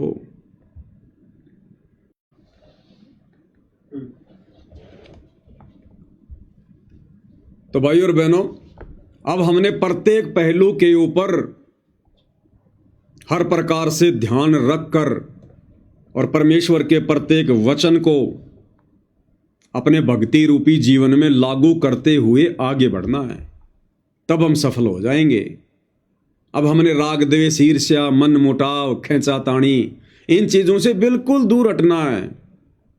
हाँ, यदि परमेश्वर के मार्ग में कोई अज्ञान फैलाएगा, कोई पाखंड करेगा, कोई गंदगी फैलाएगा, हमारे भगत भाई बहनों को भक्ति मार्ग से भ्रमित करेगा, तो वहां हमारा बोलना जायज है और हम बोल भी रहे हैं और हम बोलते भी रहेंगे। साचा शब्द कबीर का प्रकट किया जगमाही, और जैसे को तैसा कहे सो तो निंदा नहीं। वो तो हमारी जिम्मेदारी बनती है। हमारे बाप ने हमें जो सिखाया, जो पढ़ाया, बेटा वही तो करेगा। तो अज्ञान और पाखंड के ऊपर ही तो परमात्मा ने प्रहार किया है और वही गुरुदेव ने हमें शिक्षा दी है, तो वो काम तो हम करेंगे, लेकिन व्यर्थ में किसी के साथ में खींचातानी नहीं करनी है, परमेश्वर के वचन को नहीं तोड़ना है। तो भाई और बहनों, गुरु रूप में आए हुए कबीर भगवान को पहचानने की जो ये विशेष दया हुई है, ये केवल आप और हम चंद सत्सेवक भाई बहनों के ऊपर हुई है, क्योंकि ये परमात्मा ऐसी रजा करता है। इनके सत्संगों से ही हम समझ सकते हैं, और हर जगह परमात्मा संकेत करते हैं, हर जगह। मेटे और सुख का दाता, दुख मेटे और सुख का दाता, पूर्ण ब्रह्म है आप विदाता, पूर्ण ब्रह्म है आप विदाता। जब चाहे चोला धर आता, जब चाहे चोला धर आता, हुआ सुल्तानी का खवास, बधाई में बांटूंगी मारा हुआ पाठ प्रकाश, बधाई में बांटूंगी। पूर्ण ब्रह्म है आप विधाता, और जब चाहे चोला धर आता, हुआ सुल्तानी के खवास, यानी नौकर बने परमात्मा अब्राहिम सुल्तान के यहाँ, बांदी बनकर सेज बिछाई। तो पूर्ण ब्रह्म है आप विधाता, और जब चाहे चोला धराता। बताओ, जो परमात्मा इतना सक्षम है, इतना समर्थ है, जब चाहे चोला धर आता, अपने तेज पुंज के शरीर को हल्का करके जब चाहे वो किसी भी ब्रह्मांड में कहीं भी प्रकट हो सकता है। बताओ, फिर उस परमात्मा ने सतलोक से किसी और आत्मा को अपना दास बनाकर, अपना अवतार बनाकर, अपना गुलाम बनाकर, अपना नौकर बनाकर यहां भेजने की क्या जरूरत पड़ेगी? लेकिन भाई और बहनों, हमने गुरुदेव की वाणियों को गहराई से नहीं देखा, हमने विचार विमर्श नहीं किया कि परमेश्वर कह क्या रहे हैं। अरे छुपाने को परमेश्वर ने कब नहीं छुपाया अपने आप को? किस युग में नहीं छुपाया? क्या सतयुग में जब परमात्मा आए सत सुकृत ऋषि के नाम से, क्या उन्होंने अपने आप को छुपाया नहीं? क्या अपने आप को उन्होंने परमात्मा का दास नहीं बताया? इसी कारण से हम सब ने उनको एक ऋषि मान लिया, क्योंकि वो बार बार अपने आप को परमात्मा का भेजा हुआ दास कहा करते थे। जब वो त्रेता में आए, यही भूमिका उन्होंने उस समय की, द्वापर में भी ऐसा किया, और 650 साल पहले का इतिहास तो गुरुदेव हमें सुनाए रहे हैं। बार बार वो अपने आप को दास कहा करते थे। और 650 साल पहले कबीर जी भगवान बताते तो किसको बताते?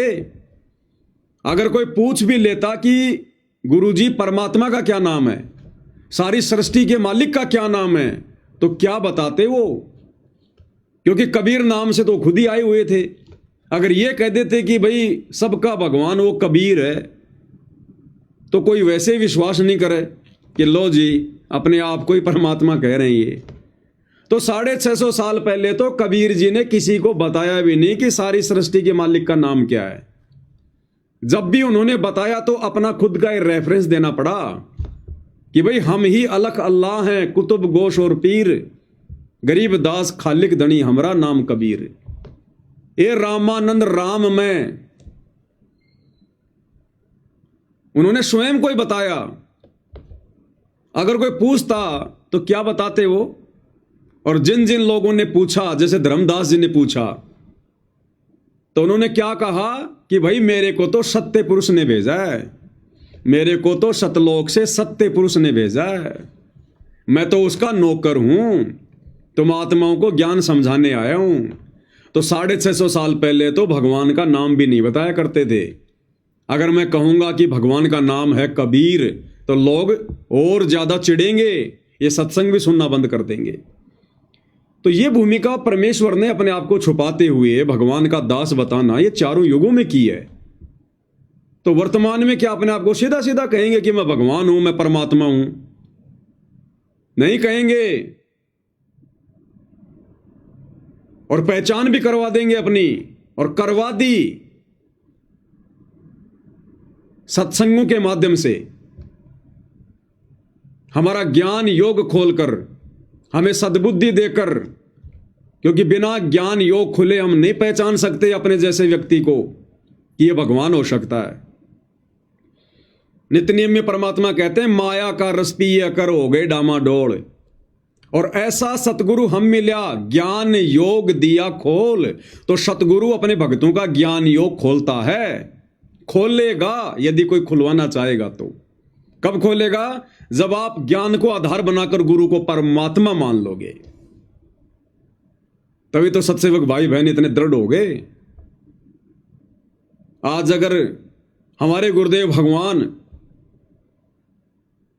और दुनिया जिस दाढ़ी मूंछ वाले नकली उस कबीर को, उस फोटो को देखकर जिसे कबीर भगवान मान बैठी है, अगर हमारे पूज्य गुरुदेव भगवान हमारे सामने वो दाढ़ी मूंछ वाला रूप बनाकर भी प्रकट हो जाएं तेजोमय रूप में, और कहें कि बच्चों मैं हूं कबीर, कबीर भगवान जिसकी महिमा तुम्हारे गुरु रामपाल जी दिन रात गा रहे हैं, चलो बच्चों सामने विमान खड़ा है, तो हम सत्सेवक भाई बहन तनिक भी भ्रमित नहीं होंगे, तनिक भी। और हम यही कहेंगे कि भैया आप कबीर जी हो, या आप मुनिंदर जी हो, या सतसुकृत ऋषि हो, या करुणामय जी हो, आप जो भी हो बहुत अच्छी बात है। हमारे घर पर आए हो तो संत का आदर करना हमें गुरुदेव ने सिखाया है। आप चाय पानी पीजिएगा, ठंडा गर्म पीजिएगा, दूध राम पीजिएगा, भोजन ग्रहण कीजिएगा, और उसके बाद अपने यथास्थान प्रस्थान कीजिएगा। ये अपना जो विमान है ना, ये बोइंग 707 लेके आए आप, इसको आप ले जाइएगा, हमें जरूरत नहीं है इसकी। हमें कौन लेके जाएगा, कब लेके जाएगा, कैसे लेके जाएगा, और हमने किसके विमान में किसको देखकर एंट्री लेनी है, ये हमें अच्छे से पता है, भली बात ही पता है। तो हमारी ये बातें सुनकर उस दाढ़ी मूंछ वाले भगवान को भी पसीने आ जाने चाहिए, तब जाकर सतगुरु रामपाल जी भगवान मेहर करेंगे हमारे ऊपर, तब जाकर इतनी दृढ़ता होनी चाहिए हमारे अंदर। और ये दृढ़ता भाई और बहनों परमेश्वर ने अपने बच्चों का ज्ञान योग खोलकर दे दी है। जो गुरुदेव कहते हैं ना कि बच्चों अगर ब्रह्मा विष्णु महेश भी आ जाएं और तुम्हारे साथ अगर ज्ञान चर्चा करें तो उनको भी मुंह की खा के जानी पड़ेगी। तो वो बच्चे परमेश्वर ने साध संगति में शुरू किए हैं, साध संगति में। इन आश्रम वालों के लिए नहीं कह रहे परमात्मा। ये आश्रम वाले तो छोटे मोटे राजनेताओं से भ्रमित हो रहे हैं। अरे राजनेता अपनी रैलियों में धक्के खिला रहे हैं इनको। तो अगर वो दाढ़ी मूंछ वाला भगवान आ गए तो ना जाने ये तो उसके सिर पे चढ़ जाएंगे कि भगवान छोड़ के मत जाना, बाल पकड़ लेंगे उसके। कोई दाढ़ी के लूम जाएगा, कोई बालों के लूम जाएगा, कोई उसका कुर्ता पकड़ लेगा कि भगवान बस बस बस बड़ी मुश्किल से मिल गए आप, अब नहीं छोड़ेंगे आपको, भगवान लेके चलो हमें। तो परमेश्वर ने वो जो बात कही है ना कि ब्रह्मा विष्णु महेश को भी मुंह की खा के जानी पड़ेगी अध्यात्म में, तो वो आत्माएं परमेश्वर ने साध संगति में तैयार की हैं। तो भाई और बहनों, हम ऐसे परमपिता परमेश्वर परम संत पूज्य गुरुदेव भगवान सतगुरु रामपाल जी की शरण में हैं, और हमने अपने गुरुदेव को प्रसन्न करना है भाई और बहनों। और गुरुदेव प्रसन्न होंगे हमें भक्ति मार्ग पर हर प्रकार से मर्यादाओं में रहते हुए चलता हुआ देखकर।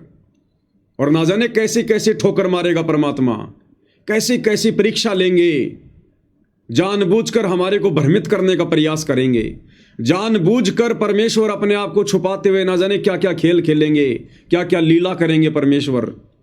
लेकिन अब यदि हमारे बात समझ में आ गई है कि इनसे बड़ा लीलाधर कोई सृष्टि में नहीं है, इनसे बड़ा छलिया कोई सृष्टि में नहीं है, इनसे बढ़िया ना कोई छलिया है ना कोई लीलाधर है। ये सारी की सारी जो ये उपमा है ना, जो हमने राम कृष्ण जी के ऊपर उनके सिर पे रख दी हैं, ये सारी उपमाएं इस कबीर भगवान सतगुरु रामपाल जी के लिए हैं। इससे बड़ा लीलाधर कोई नहीं है जिसने अंधे महात्मा का रूप बनाकर और द्रौपदी से एक 9 इंची साड़ी का टुकड़ा दान में ले लिया। कोई पहचान भी नहीं पाया उस समय कि ये भगवान हो सकता है, ये परमात्मा हो सकता है। तो ये परमेश्वर है भाई और बहनों। 4 युगों में परमात्मा है, आज तक कोई नहीं पहचान पाया सत्सेवक भाई बहनों को छोड़कर कि ये भगवान हो सकता है, ये परमात्मा हो सकता है। इस कलयुग की पिछली पीढ़ी में भी सतलोक आश्रमों से जुड़े भाई बहन अभी तक नहीं पहचान पा रहे कि हमारा गुरु कौन है, ये परमात्मा हो सकता है क्या। तो ये गुरुदेव की विशेष रजा के बिना संभव नहीं है, और ये रजा हमने इसी प्रकार से बना के रखनी है। तो अंत में हम गुरुदेव भगवान की एक शब्द के साथ में महिमा करेंगे, क्योंकि दास कल ध्यान नहीं दे पाया, क्योंकि दास जब लाइव आता है भाई और बहनों तो मैं इन कमेंट्स के ऊपर ध्यान जो है नहीं दे पाता हूँ। अगर मैं कमेंट्स पे ध्यान दूंगा तो फिर मैं क्या कहना चाहता हूँ, क्या बोलना चाहता हूँ, फिर मेरी समझ से बाहर हो जाएगा। तो बाद में मैं देख लेता हूँ कमेंट्स वगैरह, कोई अगर मतलब का होता है तो जवाब दे देता हूँ, नहीं तो कोई बात नहीं। तो दास ने जब लाइव आने के बाद में कमेंट्स देखा तो जयपुर से हमारी बहन है सविता दासी, सविता एक सरिता, देखो मुझे तो नाम भी पूरा ध्यान नहीं आ रहा, सविता, मालवीय नगर वाली बहन जी का क्या नाम, सविता ही है शायद, सविता। अब ऐसे मिलते जुलते से नाम है ये। तो कल बहन ने कमेंट्स किया था कि आज का शब्द संतों की महिमा अपरंपार, तो बाद में दास को ध्यान आया। तो चलो आज परमात्मा के वही शब्द को गा लेते हैं। शब्द का हमने खुलासा तो पहले सात संगति के माध्यम से हो ही चुका है। तो अब हम भगत भाई बहन परमेश्वर की महिमा करेंगे, सीधा हम शब्द को ही गाएंगे। शब्द नंबर 60 है और पेज नंबर 157।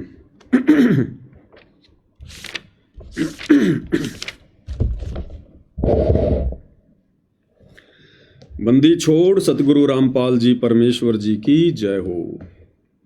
संतों की महिमा अपरम पार, पूर्ण ब्रह्म मिले करतार। संतों की महिमा अपरम पार, पूर्ण ब्रह्म मिले करतार। ये संतों की महिमा बहुत अपरंपार है।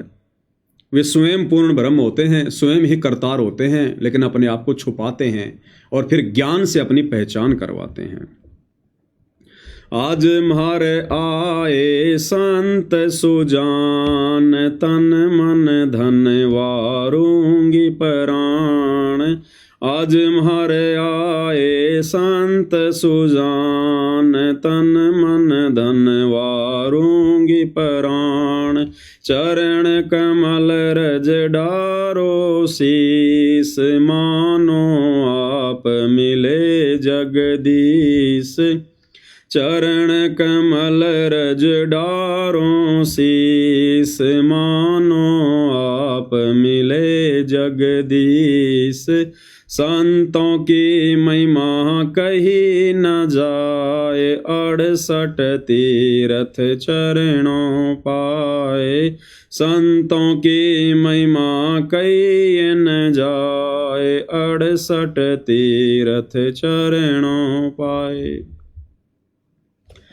संतों की महिमा अगम अगाध, नारद से उदरे प्रहलाद। संतों की महिमा अगम अगाध, नारद से उदरे प्रहलाद। ध्रुव बेटे नारद निर्वाण, अमरापुरी पर रचे विमान।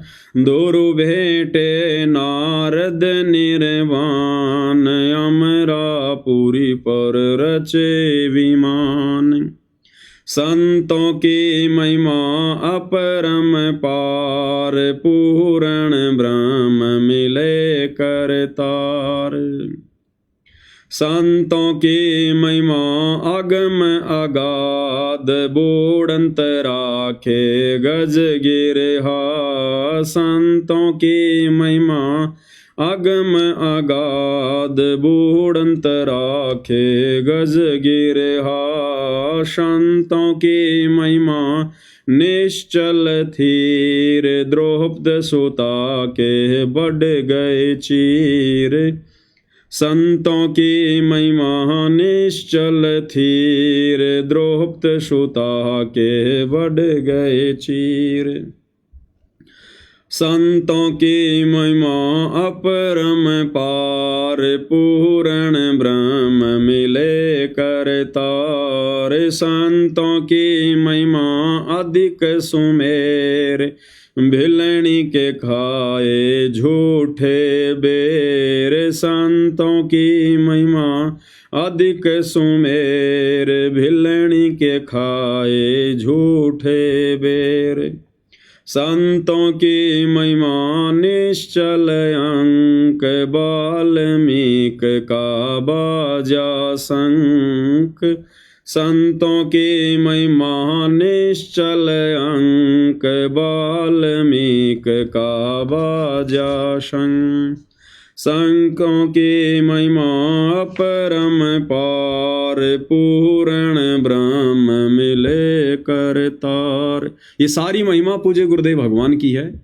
ये सारे कार्य इन अवतारों के रूप में, इन त्रिदेवों के रूप में, ये सारे कार्य पूज्य गुरुदेव भगवान सतगुरु रामपाल जी परमेश्वर जी ने किए हैं। इसीलिए तो इस शब्द में संतों की महिमा है, अन्यथा हम कोई नकली संतों की महिमा करने के लिए थोड़े ना बैठे हैं यहाँ पर। तो संत रूप में परमात्मा जब जब आए हैं, चारों युगों में परमात्मा संत रूप में तो आए हैं। अपने आप को साधु कहलवाया, संत कहलवाया, सतगुरु कहलवाया। संतों की महिमा अमन अमान, देखो गणिका चढ़ी विमान। संतों की महिमा अमन अमान, कि जिनकी महिमा सुनते ही दिल को चैन आए, शांति सी आए। देखो गणिका चढ़ी विमान। गणिका को परमेश्वर ने 650 साल पहले स्वर्ग भेज दिया था। हम 64 लाख में से वो गणिका बहन इतनी अच्छी आत्मा थी जिसको दुनिया एक वेश्या की दृष्टि से देखा करती थी। उसको परमात्मा ने स्वर्ग में भेज दिया। चमरा जुल्हा तर गए और छिपा नाई रे, गणिका चढ़ी विमान में सुरगापुर दाई रे। और बाकी हम सारे के सारे नीच नरक भोगते आ रहे हैं, बार बार माँ के गर्भ से जन्म लेते हुए आ रहे हैं। और उस बहन को परमात्मा ने सीधा स्वर्ग में भेज दिया और इस समय परमात्मा उसको जन्म देंगे अब डायरेक्ट।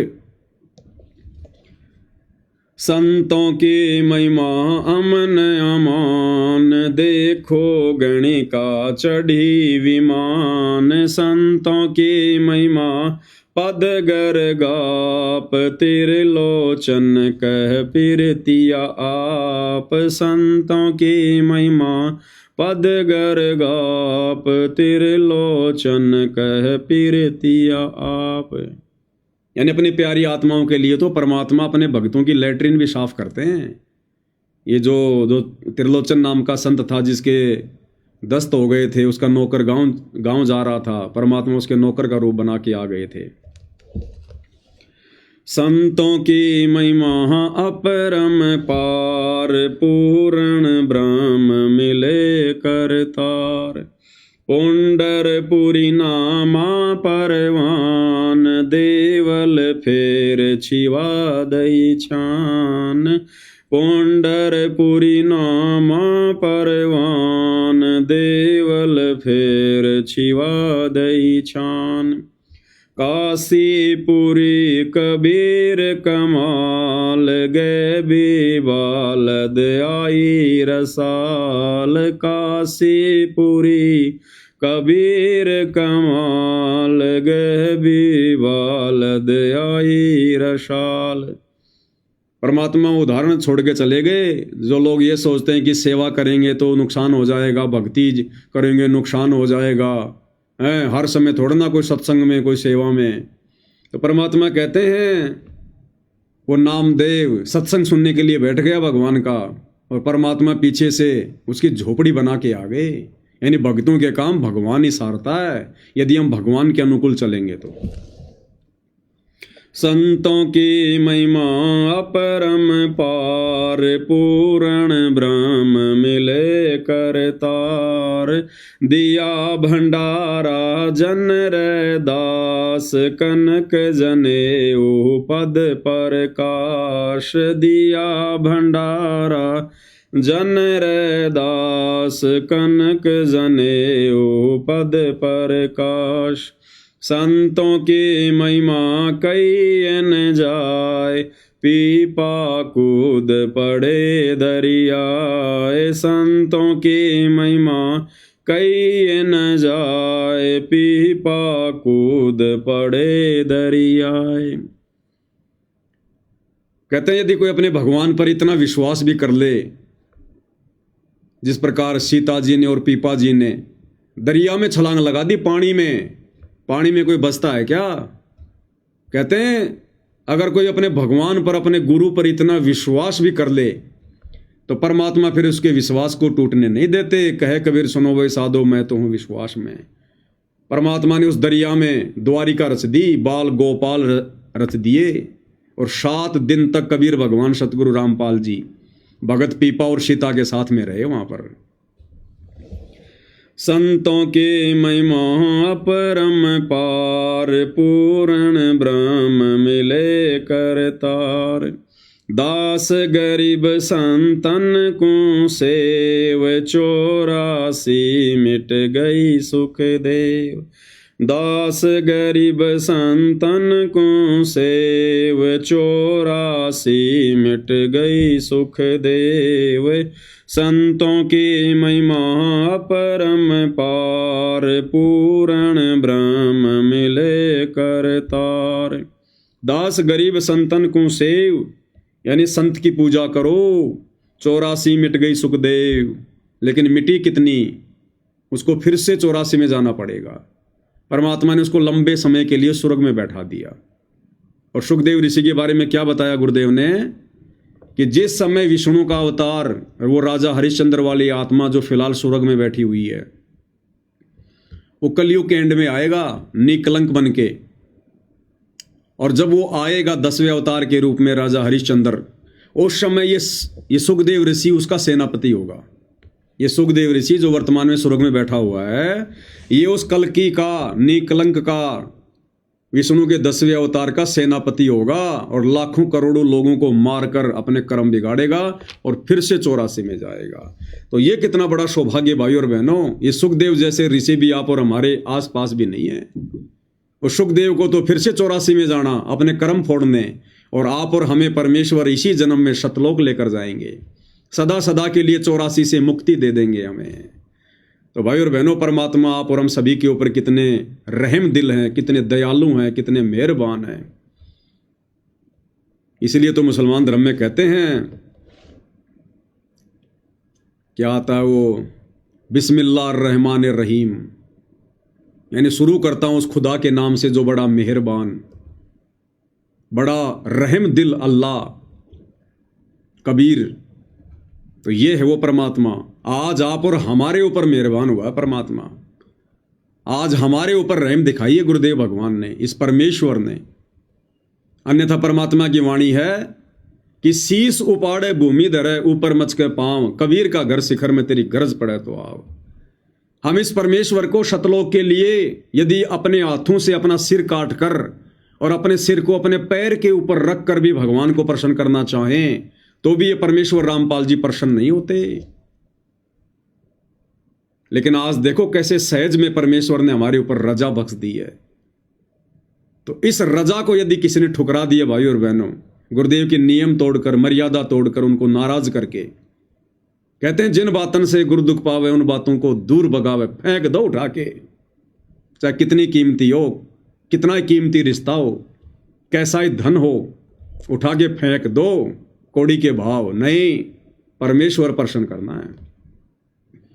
तो आज ये मौका गुरुदेव ने आप और हमारे ऊपर फरमाया है और हमने इस मौके का भाई और बहनों भरपूर लाभ उठाना है। एक भी माइनस पॉइंट हमने अब नहीं छोड़ना इस कलयुग की पिछली पीढ़ी में, और अपने इस मनुष्य जीवन को अंतिम मनुष्य जीवन बनाना है। अंतिम, ये हमारा टारगेट होना चाहिए। चाहे आपकी उम्र 80 साल है, चाहे 70 साल है, आपका टारगेट यही होना चाहिए। भले परमात्मा आपको दूसरा जन्म दे, कुछ भी करे, लेकिन हमारा टारगेट, चाहे हमारे 80 साल की उम्र क्यों ना है, यदि साध संगति से जुड़े हैं तो हमारा टारगेट इसी जन्म में कि हम क्या कुछ ऐसा करें जिससे हमारे गुरु प्रसन्न हो और हम पे मेहरबान हो जाए। फिर ये परमात्मा उम्र नहीं देखता, तुम कर दो पल में पार हो जा रजा थारी, सीधा सतलोक में बैठा देगा फिर भगवान। तो ये हमारा अंतिम मनुष्य जीवन, ये हमारा टारगेट होना चाहिए। अगले जन्म की सोचनी भी नहीं है। नित्य नियम में हम पढ़ते हैं ना, अथ सर्वलक्षणा ग्रंथ में, उसमें एक वाणी आती है, शायद पेज नंबर 30 के ऊपर होगा, अथ सर्वलक्षणा ग्रंथ। इसमें एक वाणी आती है, अकल अकीन ए जन्म जति अट सिद्धि नो निधि ख्याल। अकल अकीन ए जन्म जति, कि हे परमेश्वर आप हमें इतना विश्वास दो, हमें इतनी दृढ़ता दो कि हम इस गंदे लोक में दोबारा से जन्म लेने की ना सोचें। अकल अकीन ए जन्म जति, हम इतने दृढ़ हों कि दोबारा इस गंदे संसार में जन्म लेने की भी ना सोचें, इसी जन्म को अपना अंतिम जन्म बनाएं। तो इतने दृढ़ता भाई और बहनों परमेश्वर की विशेष रजा के बिना नहीं मिल सकती। चाहे उनकी गोद में जाके बैठ जाओ और देख लो, जो आज उनकी गोद में बैठे हैं, उनका परिवार, ये कोऑर्डिनेटर, बड़े बड़े सेवादार, उन सब की काल ने गर्दन पकड़ रखी है भगवान की गोद में बैठने के बाद भी। तो ये परमेश्वर अपने विधान से सतलोक ले जाएगा, अन्य कोई तरीका नहीं है। चाहे आप उनकी गोद में जाके बैठ जाओ, चाहे उनके बेटा बेटी कहलाओ, ये परमेश्वर अपने विधान अनुसार लेके जाएगा। और विधान पर चाहे इनसे 1000 किलोमीटर दूर बैठा भगत क्यों ना चले, परमेश्वर के लिए तो दूरी मायने रखती नहीं है। पहुंचूंगा क्षण एक में जन अपने के काज, गोता मारूं स्वर्ग में जा बैठूं पाताल। ये परमात्मा तो बिजली से भी तेज गति से अपने भगत के पास पहुंच जाता है। तो चाहे कोई जापान में बैठा हो, चाहे अमेरिका में, चाहे इंग्लैंड में, चाहे इटली में, परमेश्वर के लिए तो दूरी मायने रखती नहीं है। ये तो 16 संघ को शतलोक से एक क्षण में आ जाता है। तो लेकर उसी को जाएगा जो इनके विधान के अनुसार चलेगा, रहनी करनी करेगा। इसीलिए तो सत्संग सुनाने की आवश्यकता पड़ती है, इतना ज्ञान, इतना संघर्ष करने की आवश्यकता पड़ती है भगवान को। ऐसे ही भगवान के कलयुगी बेटा बेटी बनके, भाई बंधु रिश्तेदार बनके, पोता पोती, मामा चाचा फापा फूफी बनके, ये कोई आज तक ना कोई पार हुआ, ना कोई हो पाएगा। अरे भगवान का बाप बनके आज तक कोई पार हो सकता है क्या? कोई हुआ है क्या? भगवान का गुरु बनके कभी कोई पार हुआ है क्या? भगवान के बेटा बेटी कभी पार हुए हैं क्या? इन नकली भगवानों के बेटा बेटी पार नहीं होते। उस प्रद्युम्न ने श्री कृष्ण को अपना बाप मान के कि मेरा बाप 3 लोक का स्वामी है, और दुर्वासा ऋषि के साथ में कितनी बड़ी उसने बदमाशी कर दी, 56 करोड़ यादवों का सत्यानाश करवा दिया उसने। तो भाई और बहनों, यहां तो नकली भगवानों के बेटा बेटी भी पार नहीं हो पाते हैं, उनको भी उनका भगत बनना पड़ेगा नेक्स्ट जन्म लेकर, क्योंकि उस जन्म में उनका अभिमान, उनका अहंकार, उनकी वो सोच निकल नहीं सकती। इसलिए आप और हमारा सौभाग्य, परम सौभाग्य, जो हम गुरुदेव भगवान के किसी भी सांसारिक रिश्ते में नहीं है। हम उनके बेटा बेटी, भाई बंधु रिश्तेदार, दूर दूर तक हम उनकी रिश्तेदारियों में नहीं है। ये आप और हमारा परम सौभाग्य है। नहीं तो आप और हम भी इसी प्रकार राजनेताओं के तलवे चाट रहे होते, आज अपने कर्म फोड़ रहे होते, और दूसरे भाई बहन साथ संगति से जुड़कर भक्ति की मौज लूट रहे होते। तो ये हमारा बहुत बड़ा सौभाग्य। तो भाई और बहनों, आज की साथ संगति में केवल इतना ही। गुरुदेव भगवान हम सबको आशीष दे, हम सभी का मार्गदर्शन करे, हमें आशीर्वाद दे, और इसी प्रकार से हम काल की प्रत्येक सूक्ष्म चाल को समझकर अपना बचाव करते हुए गुरुदेव के आशीर्वाद से इस भक्ति मार्ग पर निरंतर आगे की ओर बढ़ते रहें। इसी के साथ आज की साथ संगति को विराम। बंदी छोड़। सतगुरु रामपाल जी परमेश्वर जी की जय हो।